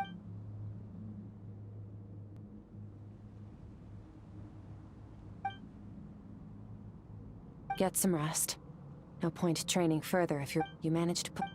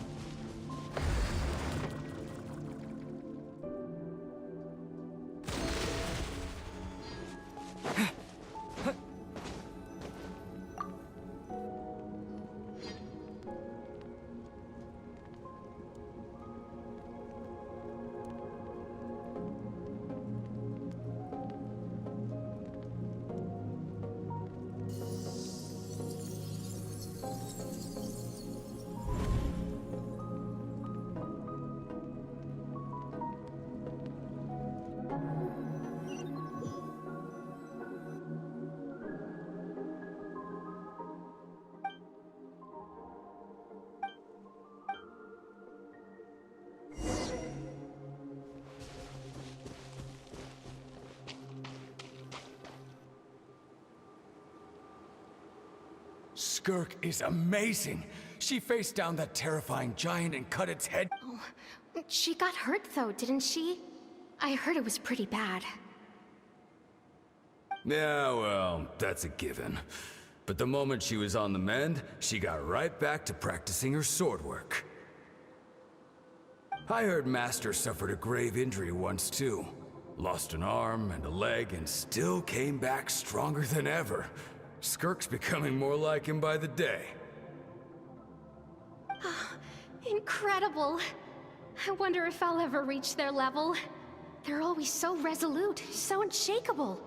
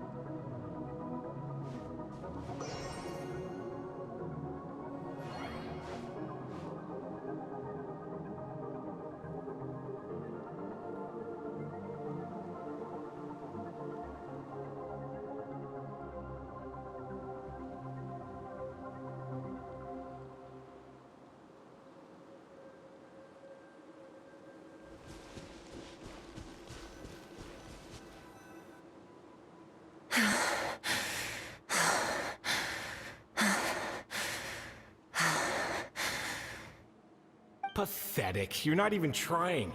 You're so much weaker than you think. Skirk, have you become a positive light in this world?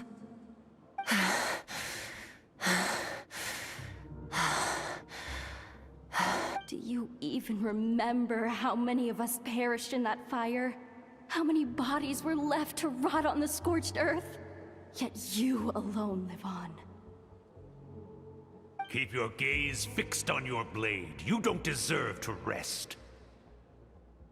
I have so many questions. I just want to jump in a spaceship, explore the whole universe, and get answers from the stars. Now, you must bid farewell to who you were in the past, and run, Skirk.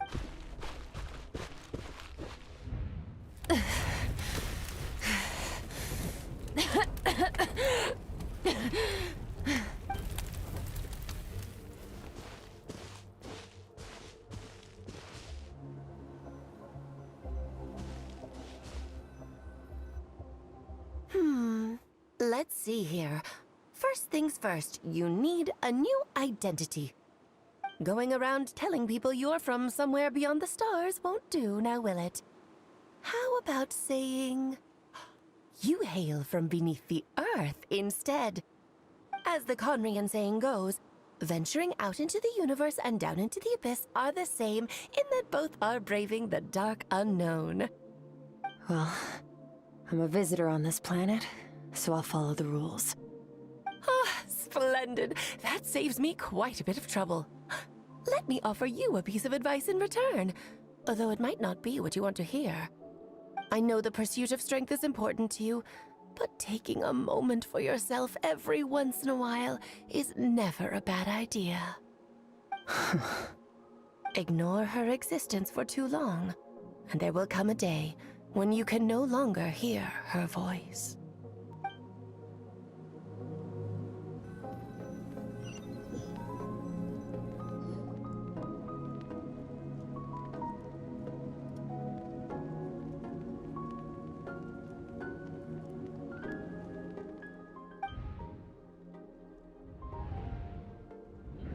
You're awake! You must be starving, right? Ta-da! A barbecue feast just for you! Of course you are! That's why Skirk and Paimon got this all ready for you. Dig in, before it gets cold.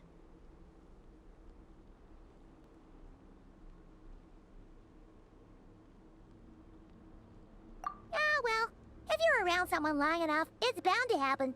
Plus, Skirk can cook. So, Paimon decided she can forgive the whole Ice Queen thing. Paimon's not one to hold a grudge. Here's an idea. Let's save the chit-chat until after the meal.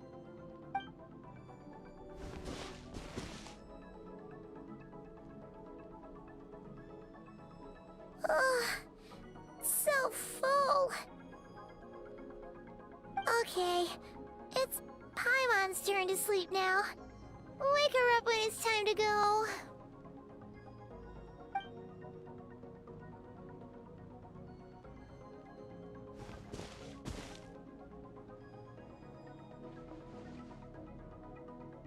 I have good news. First, your training is complete. You have what it takes to wield immense power. Now it's just a matter of putting it into practice. Continue to learn from your journey and hone your skills against formidable opponents.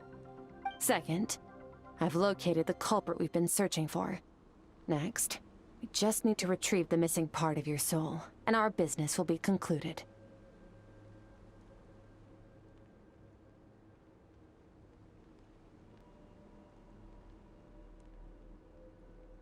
When Ajax trained with me, he once told me he was bursting with questions. So I allowed him to ask me 3 of them before he left. You and I may never meet again, Traveler. So if there's anything you want to ask me, now's your opportunity. Just like Ajax, I'll answer 3 of your questions. Are you really from Teyvat? Okay, not the angle I was expecting. What makes you ask that? I'm sorry I didn't tell you earlier, but while we were dream mirroring, I think I saw your memories.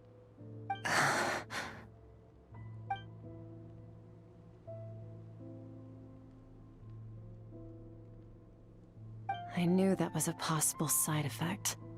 Closed off my mind to you for that exact reason. Even with the dream mirroring, you should have seen nothing but endless darkness.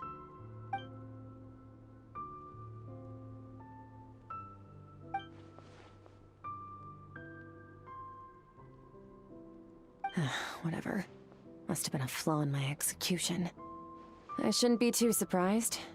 Due to some recent circumstances, my self-control has been lacking as of late. Since you've seen what you've seen, there's no reason to hide the truth. All I ask is that you keep it a secret. No, I'm not from Teyvat. I'm from a different planet. And there was a time when I journeyed through the stars.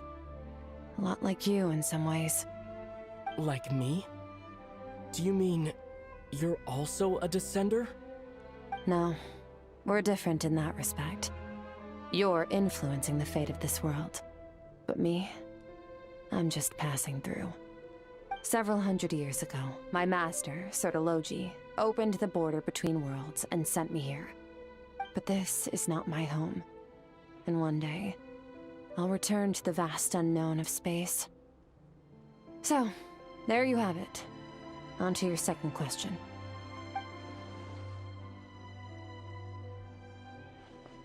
What is your goal in coming here? To become stronger. For certain reasons, I need to bridge the power gap between me and my master as quickly as possible. But first, I need to understand the source of his strength. To do that, I need to follow in his footsteps, walk the path he once walked. And somewhere along the way, I'll find out how to defeat him. That is my sole focus and purpose. Okay. You have one question remaining.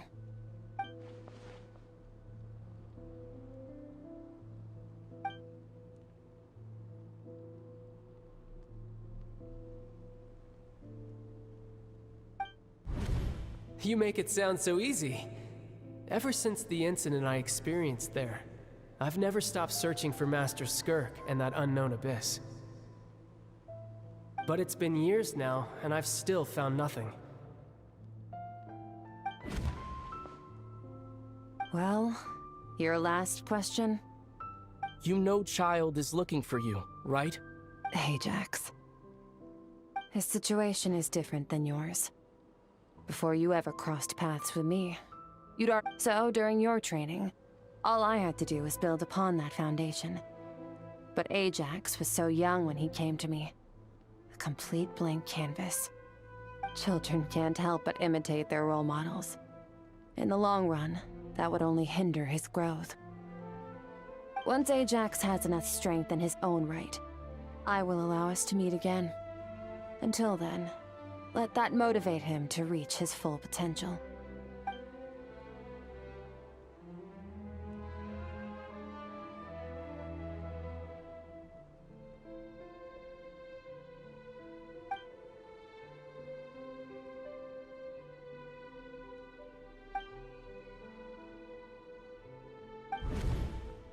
Unlike you, I have no desire to establish a connection with the world. The weak and the lowly have no right to remember me. They're lucky they only have a few missing memories to show for it.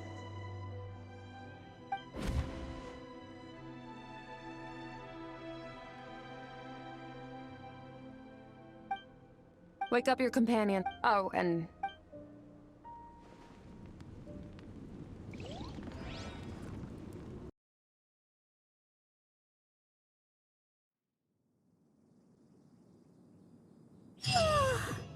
Time to go. Oh, finally. Where are we headed? Just follow me. I'll open an abyssal rift close to the culprit's location. It will take us to where he's hiding.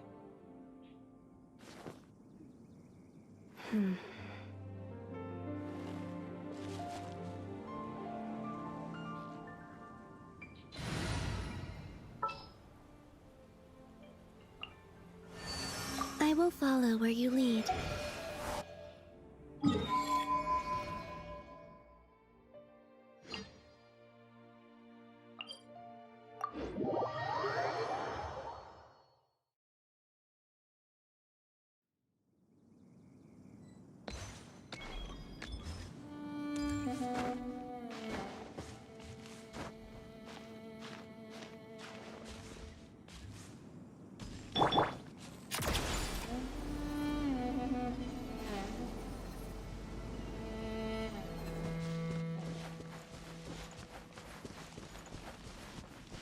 Take a break.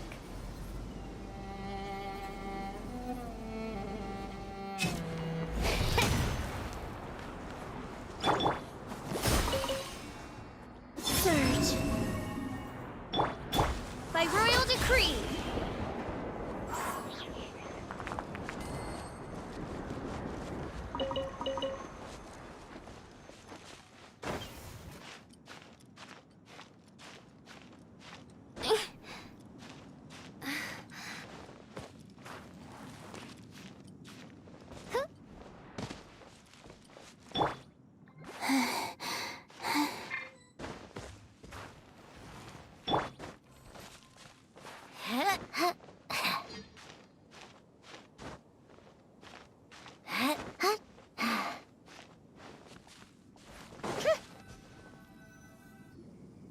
Wait, this is near the chasm, right? Yes. If we enter from here, we'll be able to reach that place from your dream. You have some experience with abyssal domains by now, but still, this is someone else's territory. Best to proceed with caution. Don't worry. Paimon's an expert at hiding behind other people for safety. Oh, but, that means you need to stay safe, Traveler.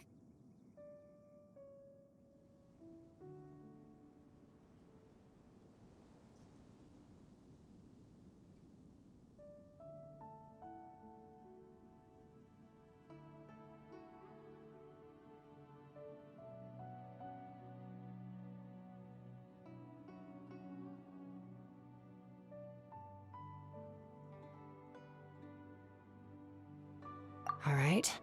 Remember your training. Time to put it to use.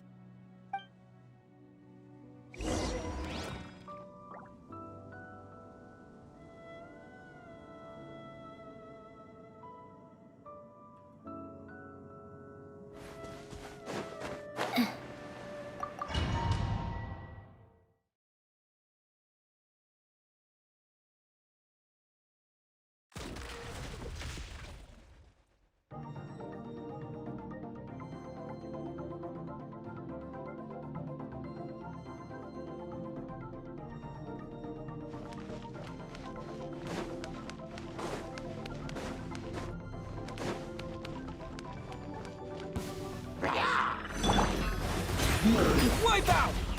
Another star goes out!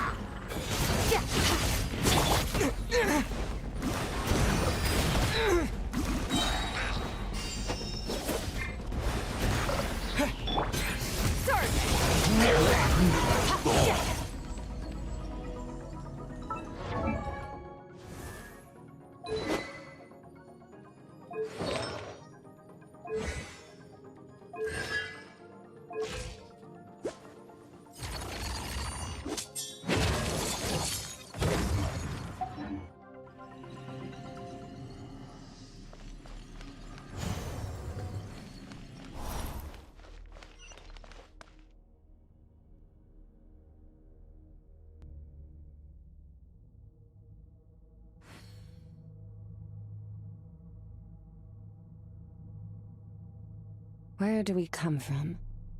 And where are we going?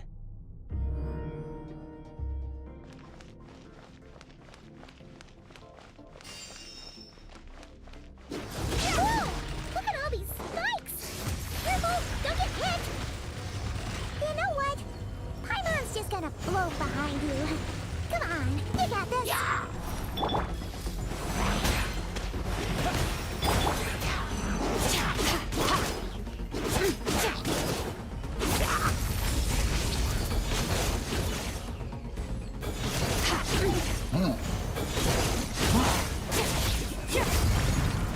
Hey, what are you two doing here?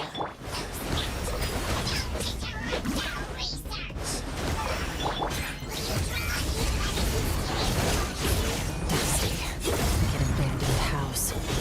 Let's press on.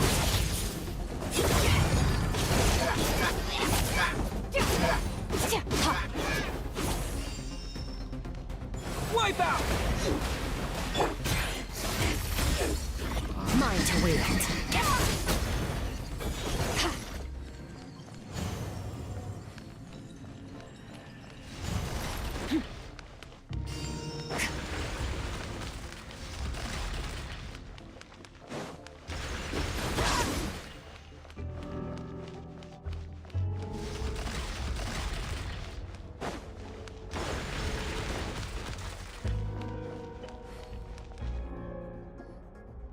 Oh, looks like this is a dead end.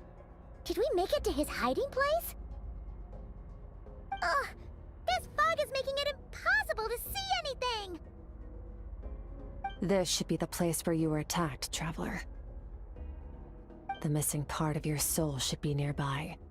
Can you sense where it is?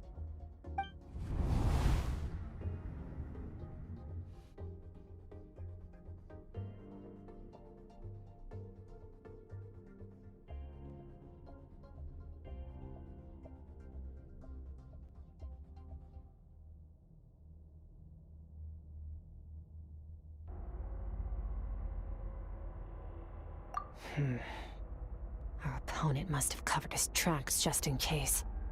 Otherwise, you should have sensed it much more strongly. Hold on! Look! The spikes are back! Stay calm. Let's hold back a little. Give our enemy some wiggle room so we can see what we're dealing with. If you're too reckless, we might be playing right into his hands. Our enemy took part of your soul for a reason. It's likely he integrated it into his attack somehow.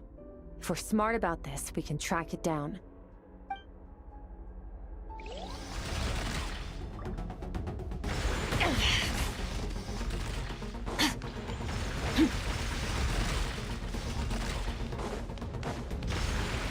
Extinguish!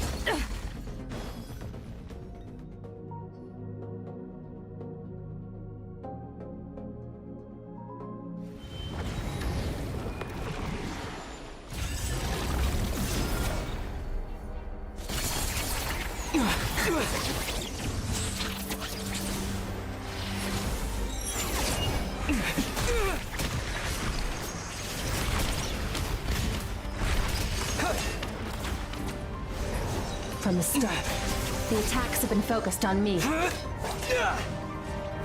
Trying to break through my defenses? I see.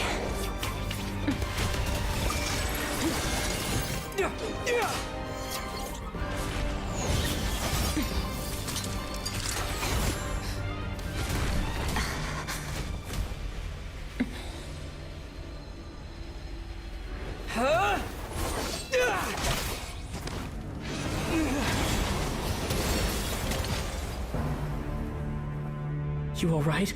That thing was...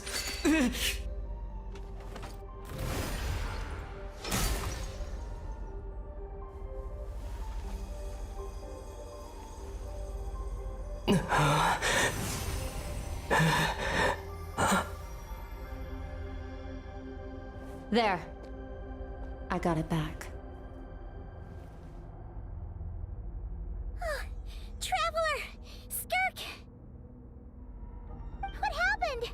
It looked like Skirk just got...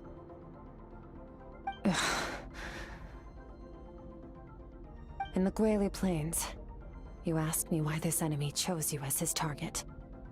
Now, the answer is clear. It's not just the fact that your strength is impressive. It's also because of your ability to, as you put it, purify abyssal power. Whatever that actually means. The fact is, that ability allowed him to do something that should have been completely impossible. Namely, break through my defenses and steal my power. No, he couldn't have known I'd come to his domain. He only stole your soul fragment because he knew the value of its power. I doubt he expected it to come in handy so soon. Call it fate if you want. I believe that's the term they use in this world for arbitrary coincidences like this. In any case, it works to our advantage. Once I realized what he was using that power for, it gave me the chance to get back what you lost. I'll cope. Well, done gorging? Good. Time to answer some questions. How did you get the power of the all-devouring narwhal? The all-devouring narwhal? Oh, of course! Paimon knew that spike thing looked familiar. It looks just like that narwhal's horn! I highly doubt you acquired that power through your own strength. Tell me I'm wrong. You're desperate enough to scour the land for god remains and whatever vestiges of power you can find. That alone proves you wouldn't be able to defeat a creature like that. Which leaves one possibility. You know my master, the Foul, Sertologi. The Foul?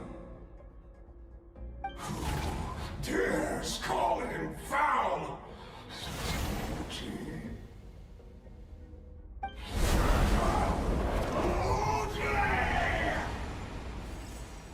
What's wrong?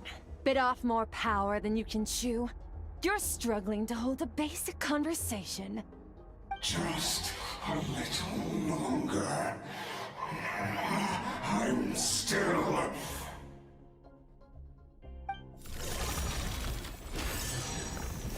Look! It's back! Those obsessed with power will let it devour them before abandoning their pursuit.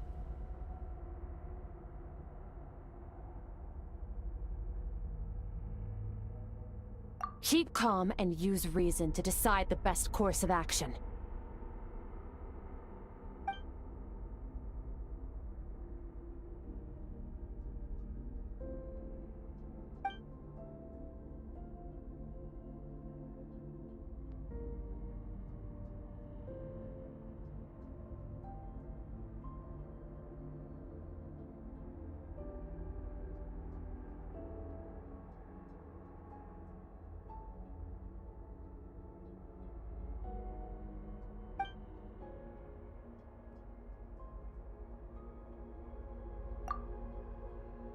Wise decision. Final victory doesn't always come after a single battle. You've got your soul fragment back, so we both got what we came for. Let the enemy draw breath while he can. It won't be for long. Get us out of here, Traveler. You'll need to lead the way this time.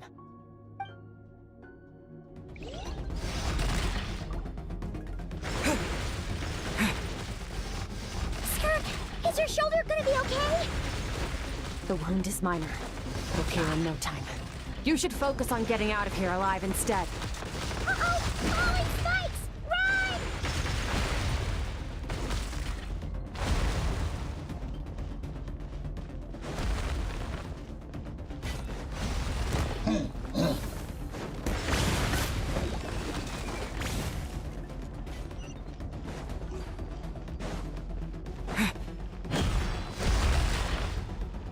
Watch out! Looks like this place is about to collapse!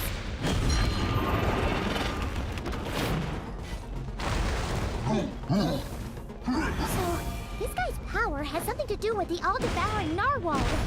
Did you know that all along, Skirk? I had my suspicions. That's why I decided to investigate in the first place. But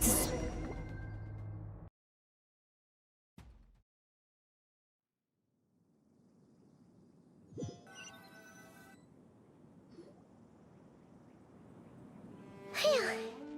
Oh, we should be safe here, right? I no longer sense his presence. Can't have followed us out of that abyssal domain. Weaklings like him will find that my power is not so easily controlled. He won't be leaving that place until he's managed to digest it.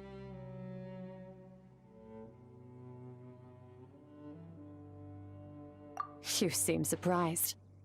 I suppose that's fair. You've seen but a fraction of what that whale is capable of. That gaping maw could swallow a planet whole. It's called the all-devouring narwhal for a reason. Devouring is what it does best.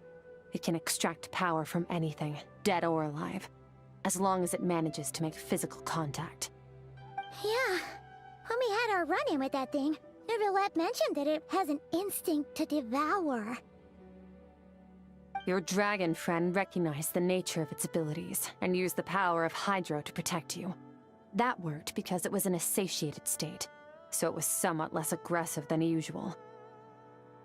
It's a different story when it has no more power to feed off of. That's when its true voracious nature kicks in. It could devour everything on the planet in that state, which is why I cast it into that void space. But I hadn't counted on there being anyone left on this planet capable of wielding its power.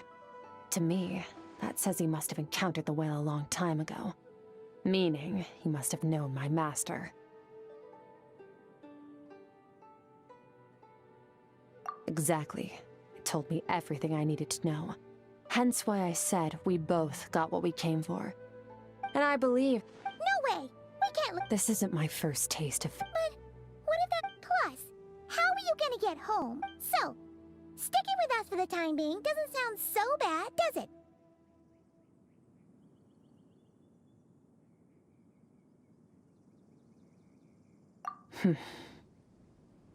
Fair enough. Then take this. What is it?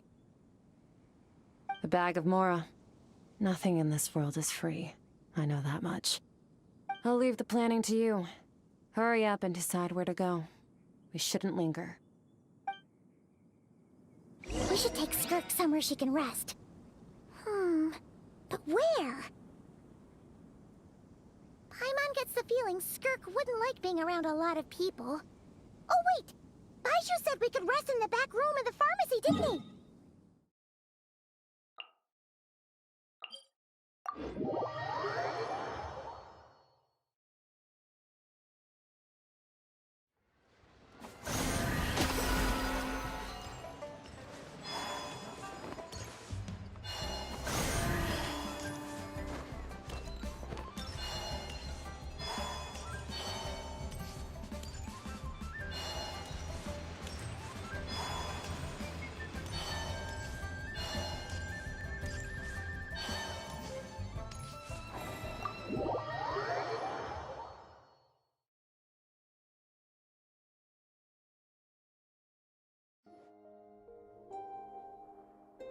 Huh. This bag from Skirk has a ton of Mora in it. Does she have a job or something? Wait, no. After what we saw at Wamin Restaurant, that seems impossible. Can you imagine? It would go something like... I'll be collecting my paycheck now, boss. Oh, sure. Can't hold a job if you make everyone forget about you. So... what did she do to get all this Mora? Claimed some buried treasure, took care of a few monsters that were causing trouble. Nothing untoward. It's safe to use. Ah! You heard all that? A sonorous voice like yours is hard to miss. I wouldn't be surprised if the sound of it traveled to the nearest mountaintop. Then, did you by chance happen to hear Paimon's little, joke earlier? You mean when you called me Frosty the Lavender Melon? No, sorry. Paimon totally misspoke just now.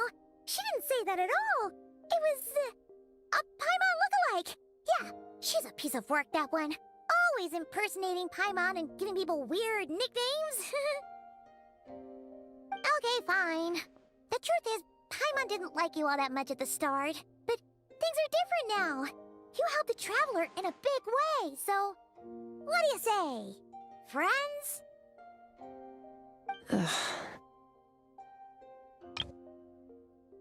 I noticed there was only one bed. Go ahead and get some rest. Wait, what about you? I don't get tired, and I don't need rest. I'm going to practice my sword work. That should help me regain some strength. But your shoulder... Hey, don't just leave! Whatever. Let her tire herself out. She'll come back eventually. Let's get some sleep, Traveler. That comfy bed is...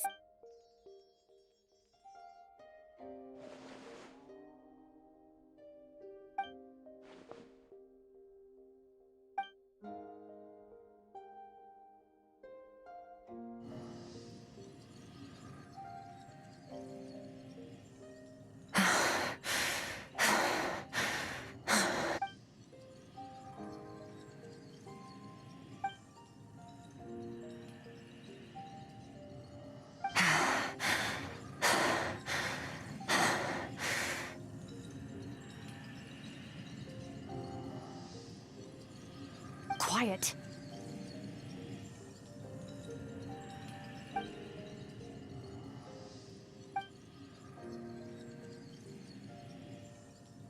Do you even remember how many of us perished in that fire? How many bodies were left to rot on the scorched earth? Yet... Keep your gaze fixed on your blade. You don't deserve to rest. Run, Skirk. Run! Only death awaits us here. Keep running, and don't ever look back.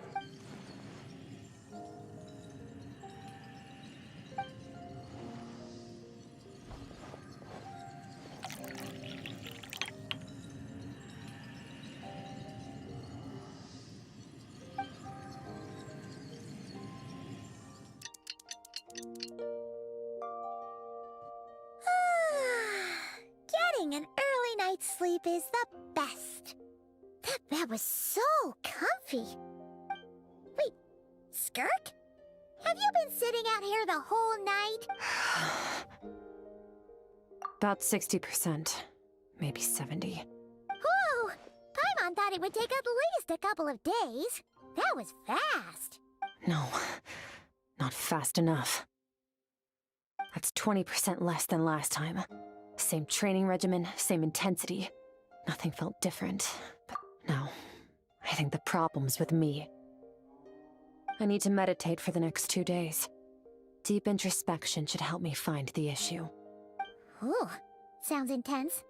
We'll watch over you in the meantime. Thanks. See you in 2 days.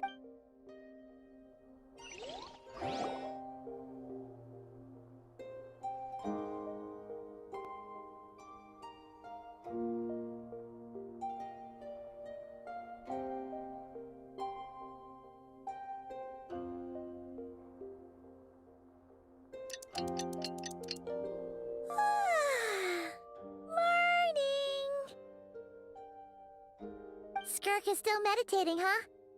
It's been 2 days already. Paimon can't think of anything we can do to help. Be right back.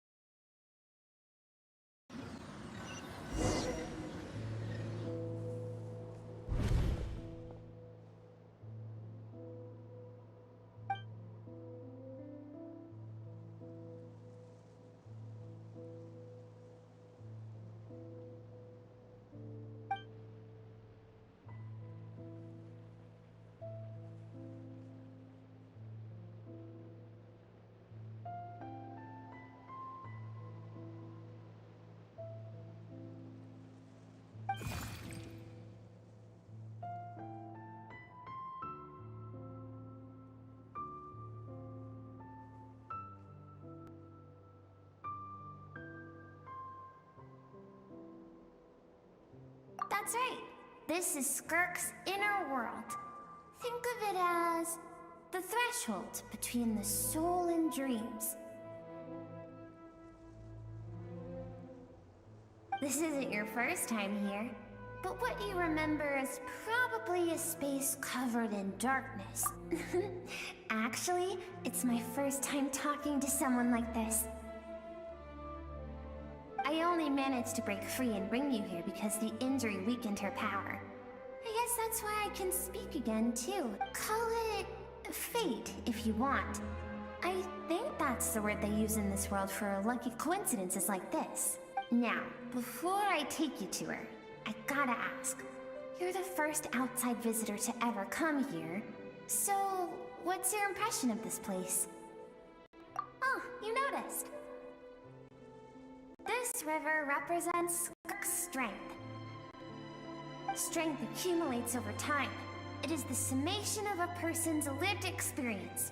So this river is where all the fragments of Skirk's life should converge into a single stream of memories and... But, as you can see, this river has been severed numerous times. It's because Skirk doesn't like who she was in the past. When all she sees reflected in the river is a disgraceful shadow of who she was. She cuts through water and rock with the sword of reason, severs her connection with the past. You must learn to shut out all the pointless emotion. Crush the self. This isn't my first taste of failure or losing power. When you fall, you get back up again and become stronger. That's how it is.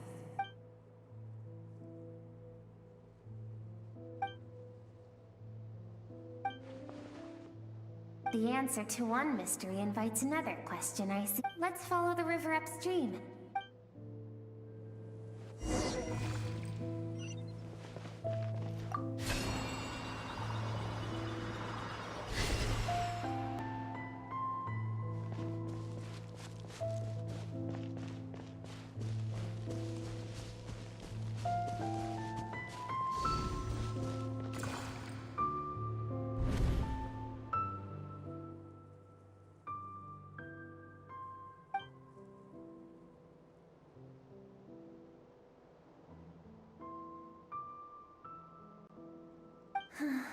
I've always thought that, even when falling leaves don't come from the same tree, they can still form bonds of kinship when they meet. Like meteors, you both made a journey through the stars. Both travelers who have landed on a planet that is not your home. Yet, when she first noticed your presence, although she hesitated for a moment, she still chose to walk away, indifferent as ever.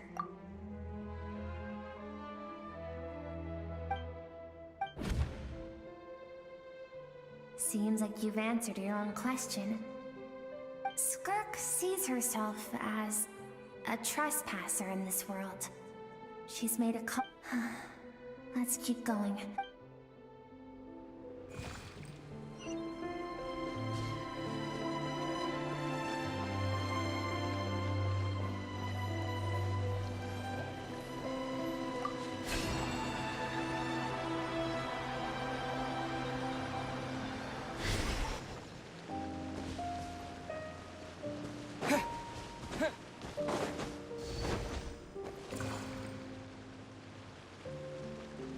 Now have what it takes to wield immense power.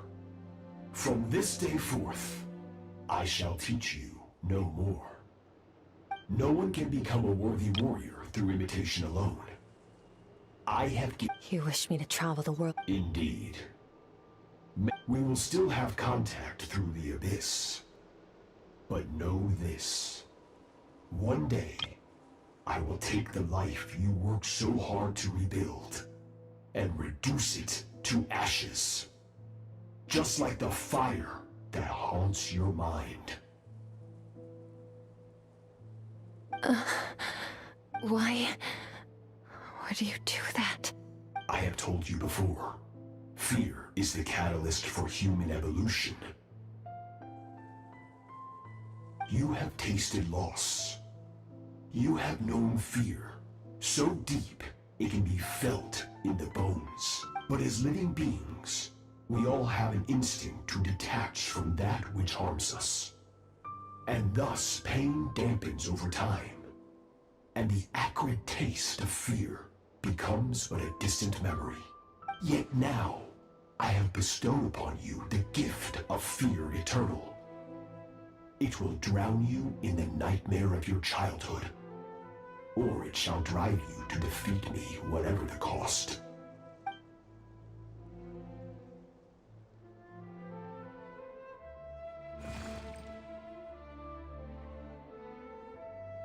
That is what Skirk's master, the foul Surtology, looked like at one point in time. Of course, as a higher being, physical form is a triviality to him. He could appear as a beast, a human, or even a monster that defies description. The form you see him in here, clad in abyssal armor, is the one he usually wears when For certain reasons, I need to bridge the power gap between me and my master as quickly as possible. But first, I need to understand the source of his strength. To do that, I need to follow in his footsteps, walk the path he once walked, and somewhere along the way, I'll find out.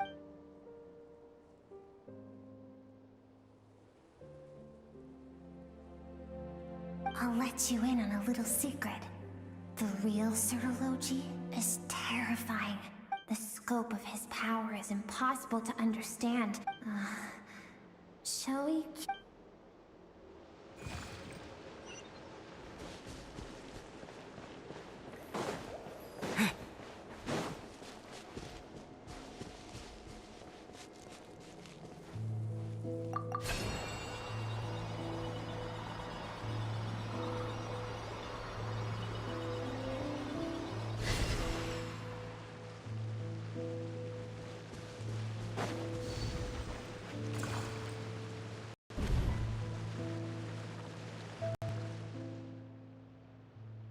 We've made it quite a ways already. This is Skirk, when she first began training under Sertologi. I have set your broken wrist. Tomorrow, you're to train twice as hard. No tears this time. Good. Can I ask a question, Master? I keep thinking. I saved you because I have a plan. I demanded my full strength. Every so-called genius and prodigy I have faced has crumbled like sand underfoot. Before me, even fate bends the knee. So I will teach you everything I know. Train you in the hope that one day... But...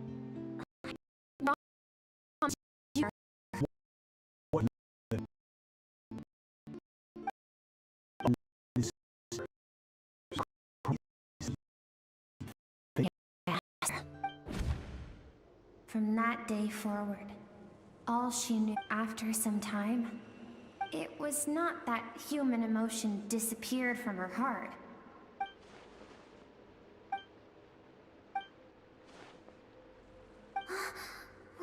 I almost don't want to reach the end.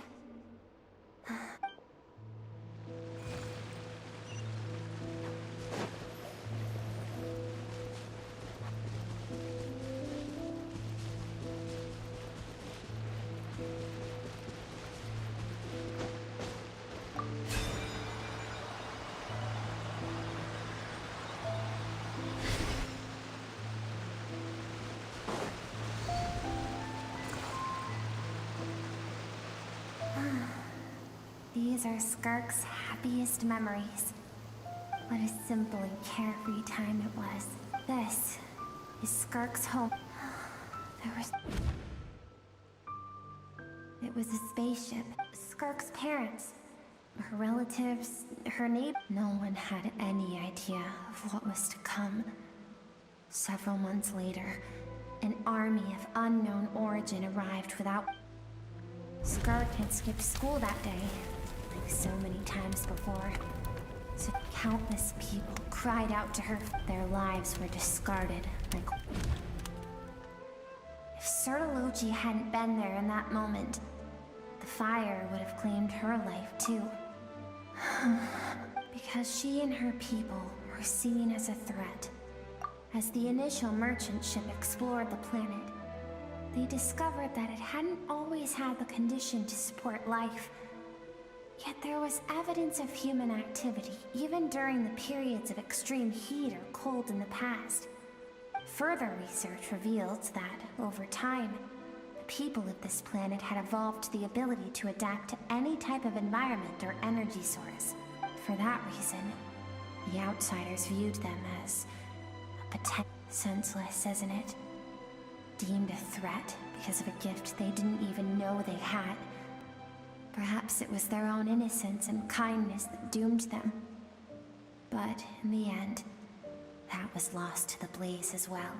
If those with power get to decide good and evil, then all you can trust in is the sword in your hand. And so, before death could claim her, she ran. She ran and never stopped. No one wants to relive their most painful moments. Skirk is waiting over there. Let's go to her.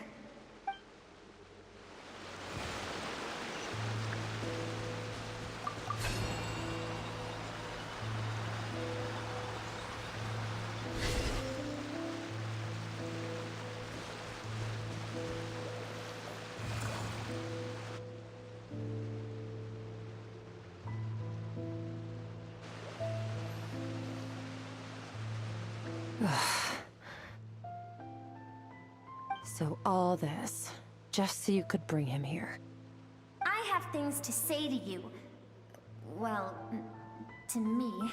I want someone to witness our reconciliation, even if it takes an argument to get there. Her suppressed emotional self. The version of herself she keeps locked in the recesses of her mind. Stifled by reason. All those rejected impulses. Those discarded aspects of your past selves, they are a part of me now. I am who you used to be. Someone you have refused to face for too long. So, I came to face you instead. You're wrong. I've faced you all along. And that's exactly why I keep you locked here. Your existence makes me weak. Moments of joy and longing are when we are most vulnerable. Don't forget, it was a penchant for goodness over reason that doomed our homeland in the first place. The vastness of the universe renders everything insignificant. Our feelings most of all. Even so, learning from the mistakes of the past doesn't have to mean erasing everything. Strip yourself of your so-called weaknesses, emotions like kindness and empathy, and what makes you any different from the ruthless soldiers who slaughtered our people? The difference is that I'm doing what is right, what is necessary. I allow you to exist, but with limited freedom. That is the greatest kindness I can offer. I've shouldered everything you couldn't carry. I rose above the numbness and emptiness, and it was cold, unfeeling reason that brought me this far. It made me who I am. It made me strong. That is the problem. I want to shoulder those things together. On the grand scale of the entire universe, maybe our feelings are vanishingly small, but why should that mean they don't matter? Emotion gives warmth to the cold expanse of space. It gives meaning to the world around us.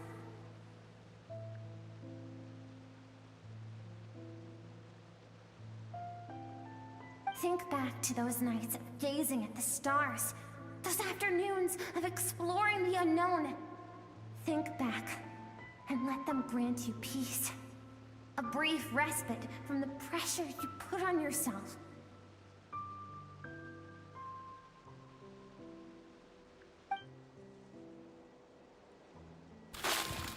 That isn't what we need.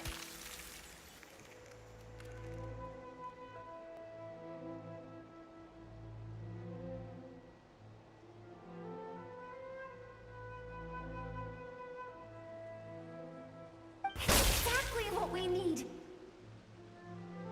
Aren't you curious about why recovering your strength has taken longer than normal this time? Finally, you get to the important part.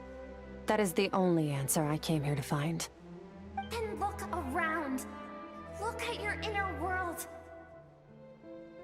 You cast aside your dreams and curiosity, and in doing so, you lost your original motivation.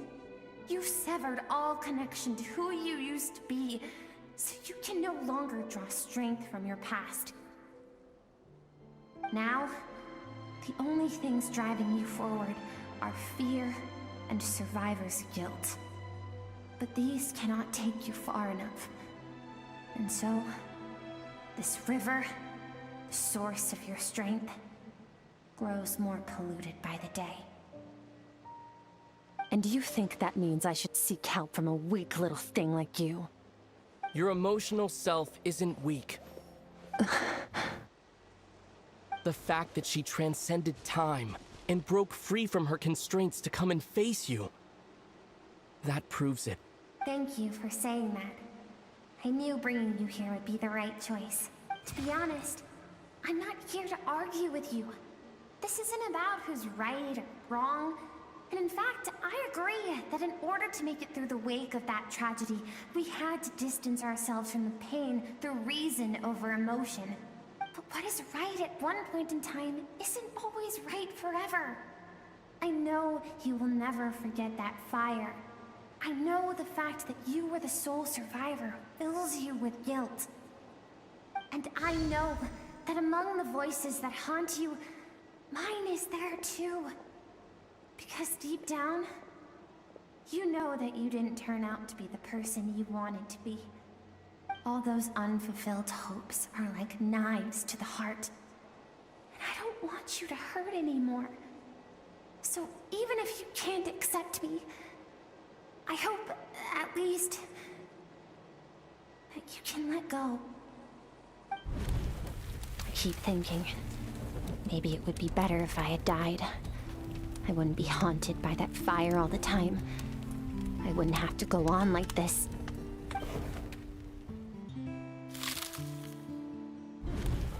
Your dad and I, we're not afraid to stare death in the face, but we need you to survive.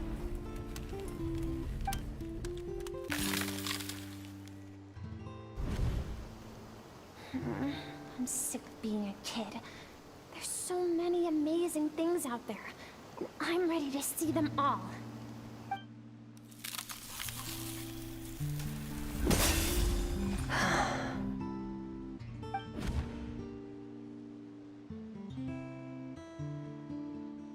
I remember.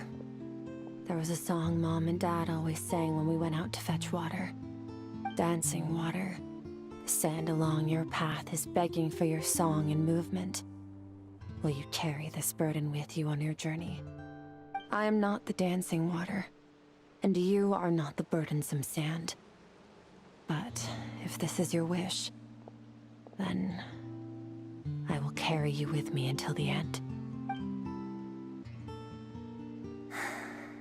I should be thanking you.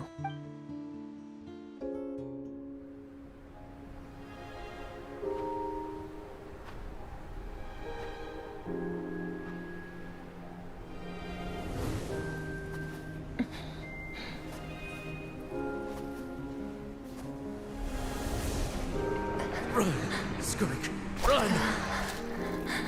Remember, leave no one alive! Heed my words, Skirk. Let fear take root in your soul. Did you survive? Why was it only you? Skirk, did you become a positive light in this world?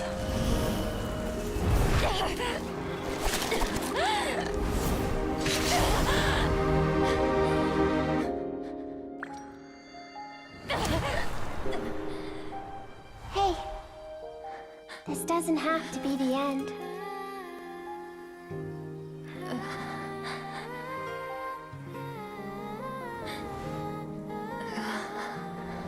Life is a gift.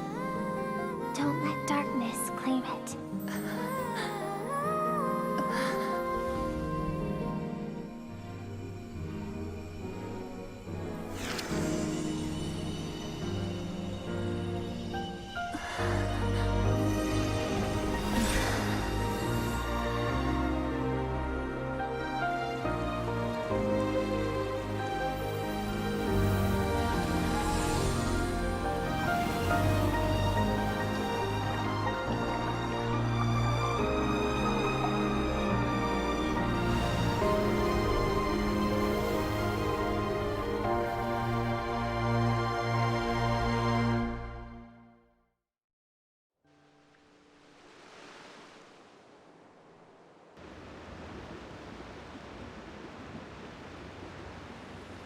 So, you saw my memories then.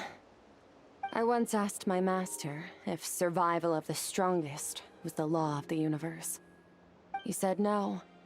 But in a world without order, those with no moral boundaries tend to be the ones who survive.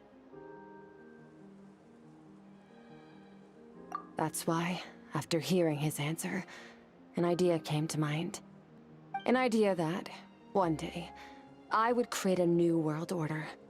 One in which there would never be another tragedy like that fire. One in which power was not the law of the land. But that means I must defeat him.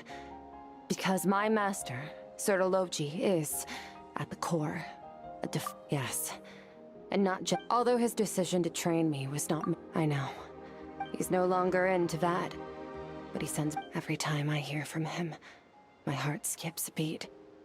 And I wonder if this is the moment where he'll finally appear before me and tear down everything I've built to pieces. Maybe that means I do live in eternal fear, just like he said. Yes, I respect him, but I'm also afraid of him. And for that reason, the pursuit of strength consumes every moment of my life. I don't know what Master has planned, but I have to be ready. Help me? Why? This isn't your fight. Because if we want to build the world we both want to see, everyone has to be willing to fight for it. If we all do our part, we can make the entire universe a kinder place.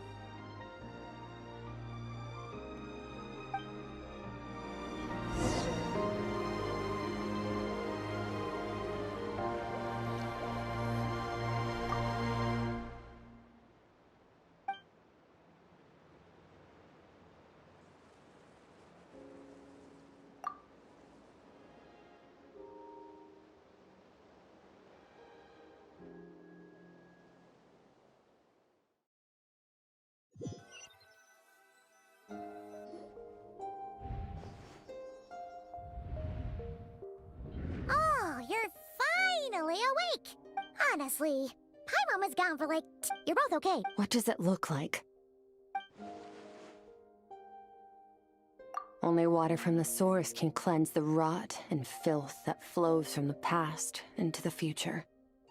I taught you to incorporate the experiences from your journey into how you fight. Okay, so Paimon feels like she's missing some but whatever. Paimon brought back tons of delicious snacks! Let's dig in!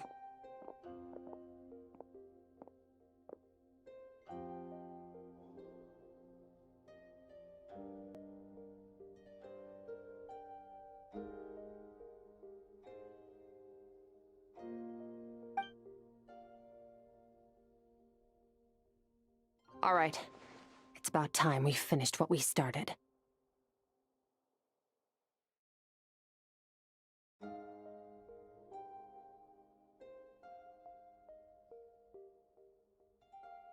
We're gonna deal with this thief for good, right? This time, I'm not going to tell you to hold back. But having digested even more power in the meantime, he's going... The good news is...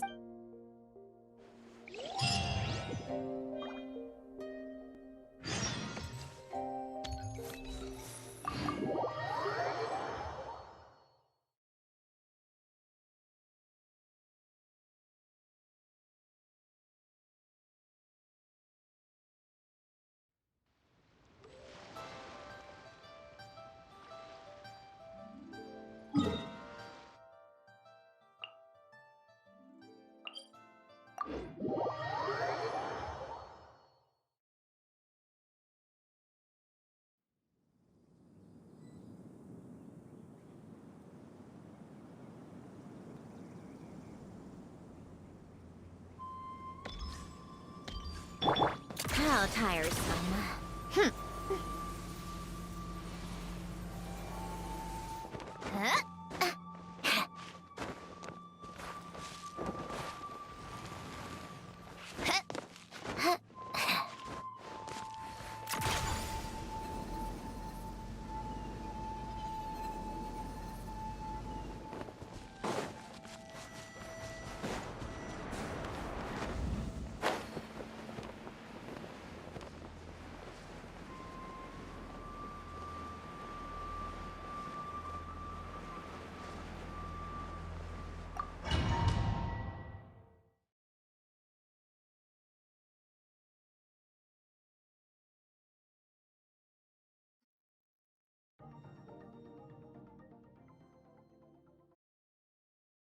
The fog is gone!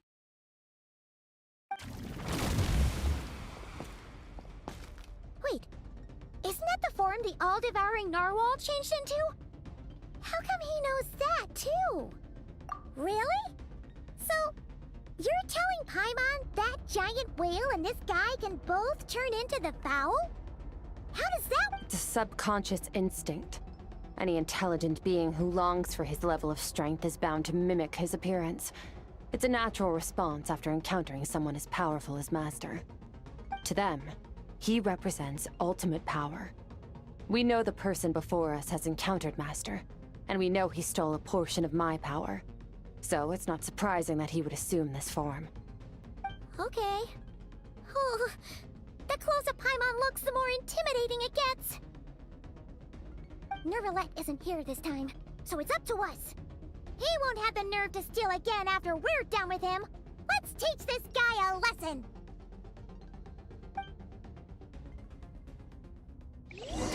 Eternal, infinite. Here! Water jet! Into the void! And death once more! Haven't forgotten your training, I hope.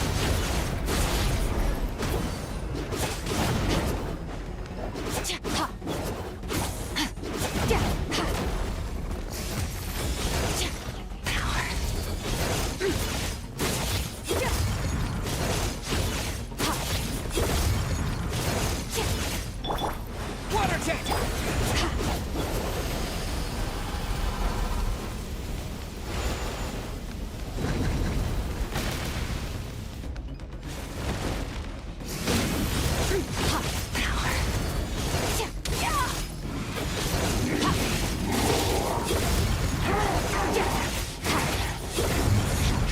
Beyond this world.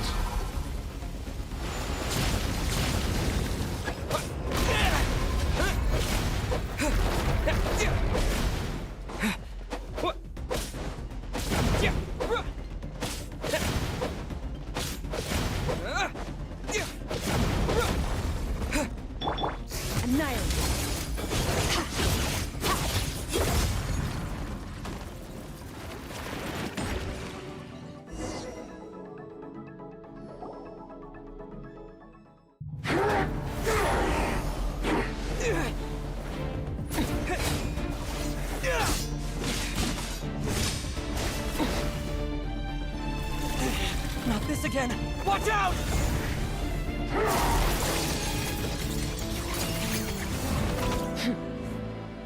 Haven't had enough of my power.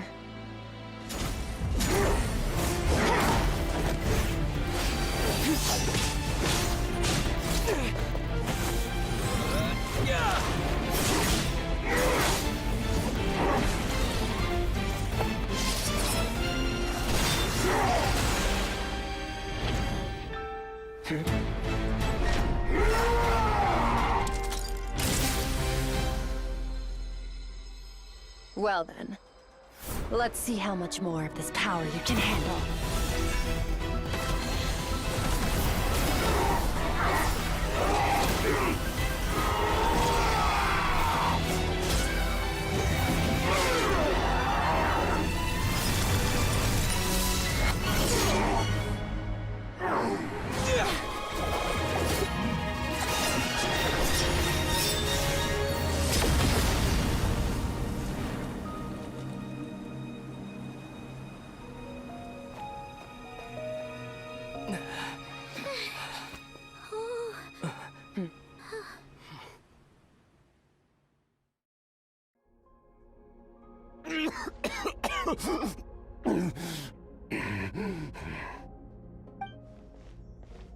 Well, have you come to your senses?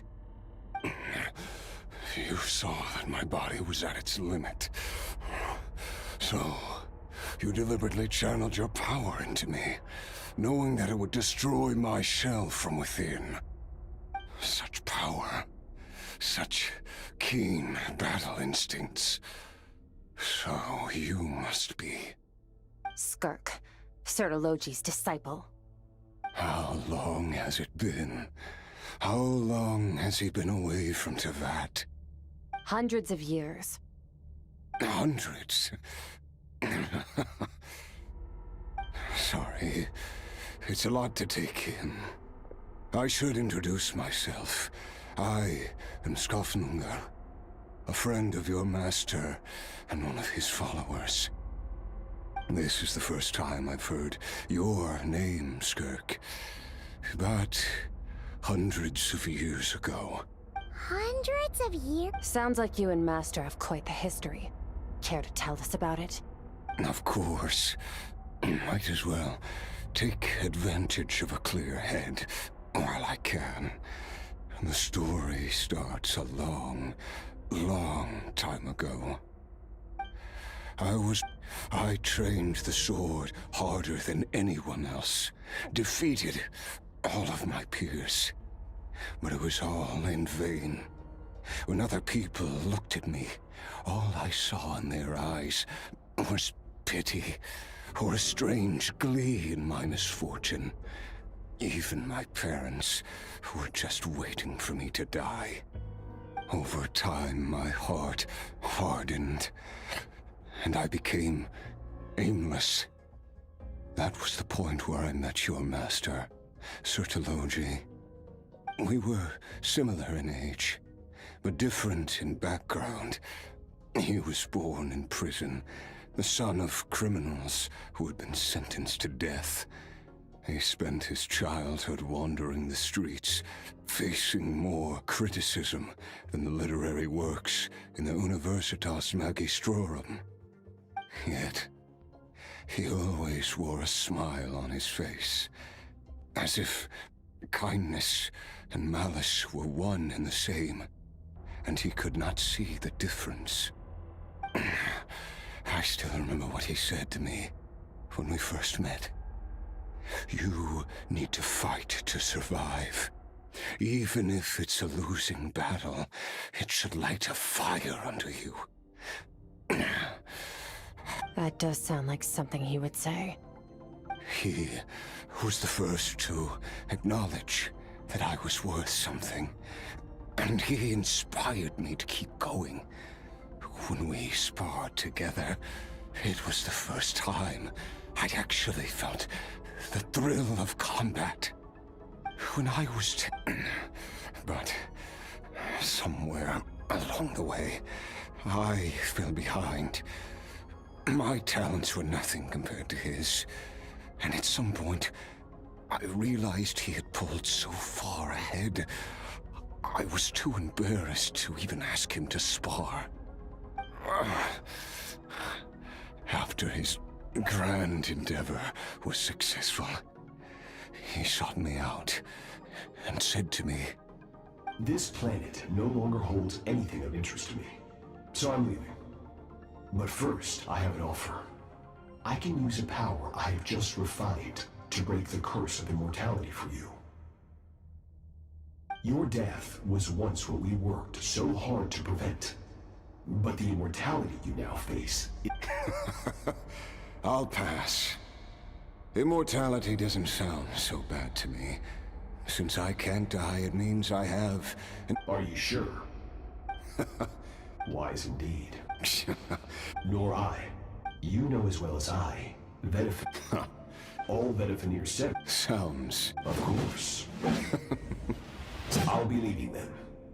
Oh, and... Waiting for me in the primordial sea was the all-devouring narwhal, already beaten into submission by Sir Taloji. Your heart? Because, of course... So, even with that will, but that is not... You're right.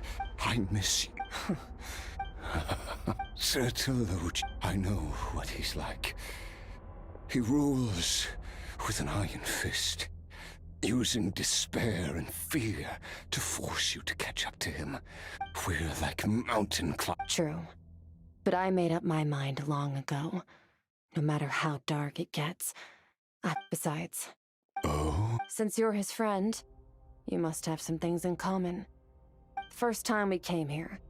But when you had to devote all your strength to fight, it was the joy of a research. Interesting. You're right. Exactly. One where his opponent forces him to use all his strength. After which, for that very reason, good and evil are meaningless to him. He has one purpose, one goal. To complete himself. It's one of the secrets to his strength. Perhaps you're right. Perhaps that is his goal. What a battle that would be. Oh, to witness such a... Are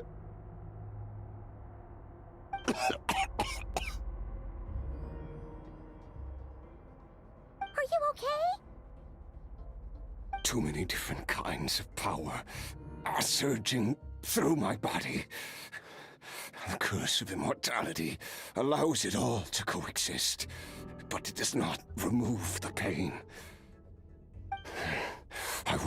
able to hold on to my sanity for much longer. What a shame.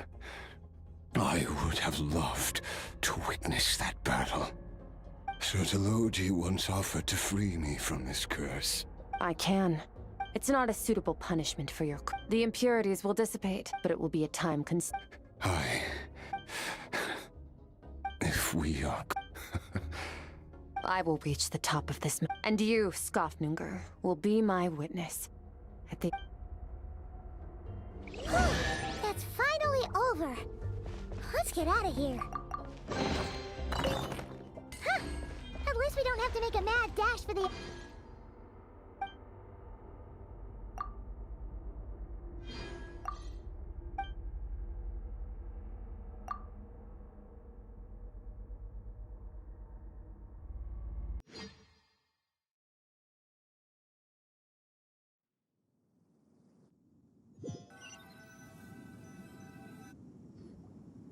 We did it! Once again, we've proved there's no... Wow, today sure went by fast. It's night already. Yes. Great! Huh. I suppose it's because... I have gazed upon this sky for centuries. The false star... It's not real. And yet, it is for that very reason that I can look upon it and enjoy the momentary peace it brings. Even the most beautiful of bubbles has to burst. We will return to the real universe one day, whether of our own volition or not. Time marches after, though we gaze upon a false sky. Ah, ever since we met, if it's too big a job for one person, we've met... I suppose when it comes... Well, I should be going. Now that my power is no longer isolated from my emotions, I suppose fate will decide. Maybe we'll bump into each other on the street. Regardless, one without war, pain. For this, we must all work to become... Goodbye, traveler. Bye!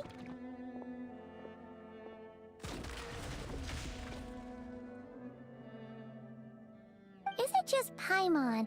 Or is she being nicer than before? Hey! What do you think about camping here tonight? There's nothing quite like sleeping under the stars. Come tomorrow, we...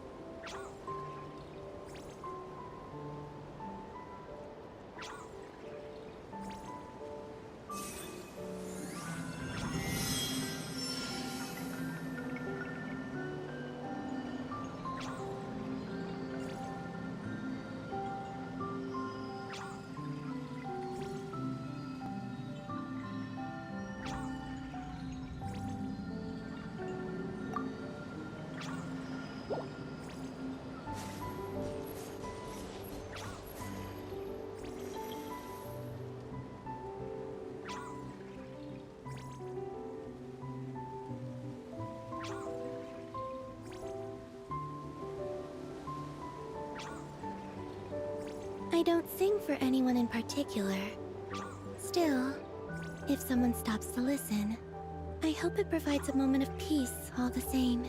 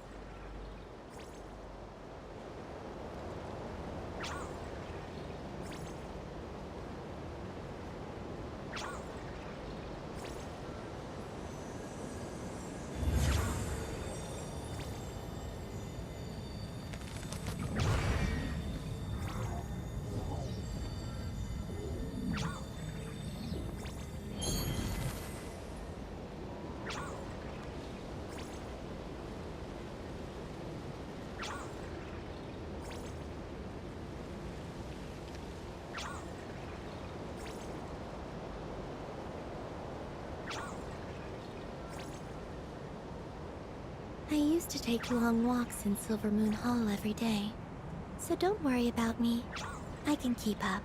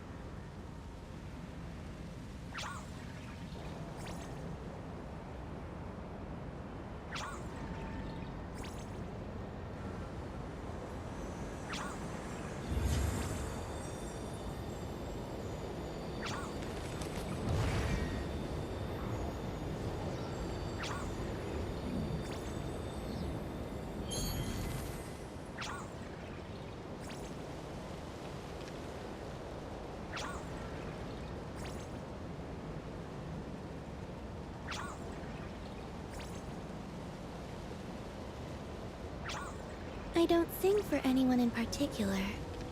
Still, if someone stops to listen, I hope it provides a moment of peace all the same.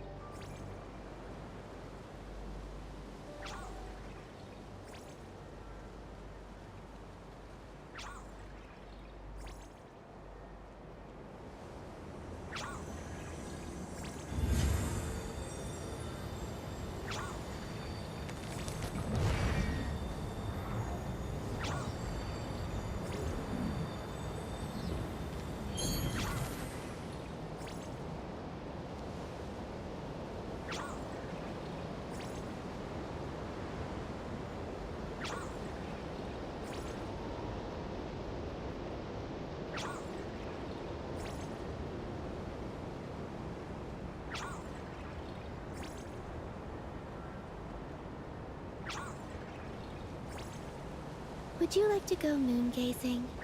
You can sit in my rocking chair and admire the view.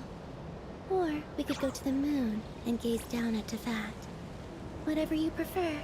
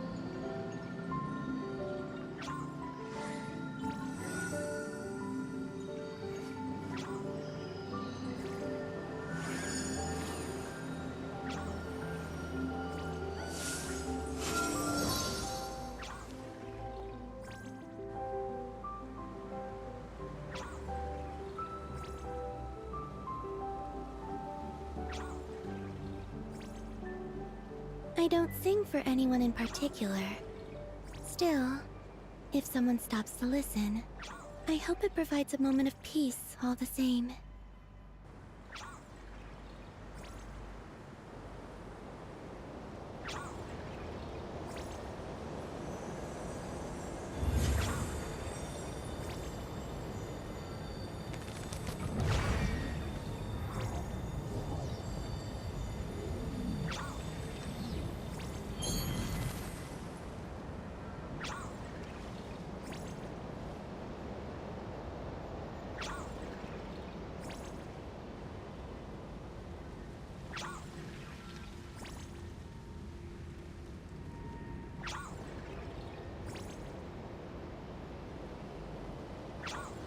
Would you like to go moon gazing?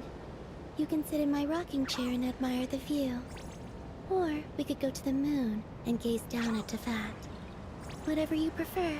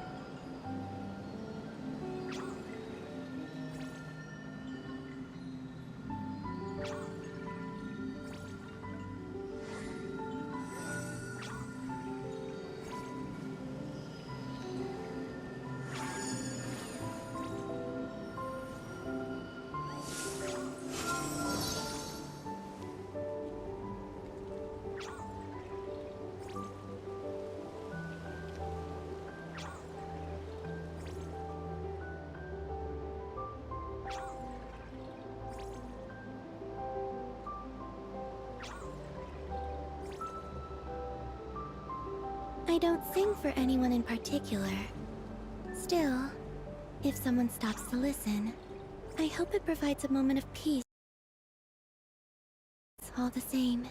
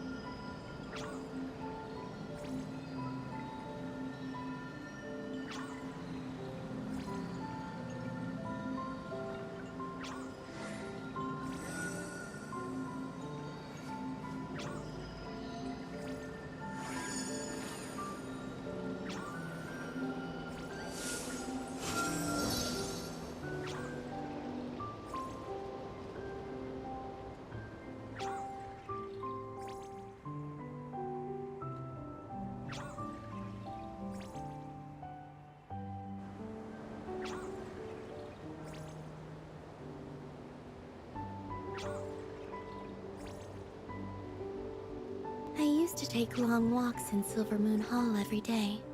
So don't worry about me. I can keep up.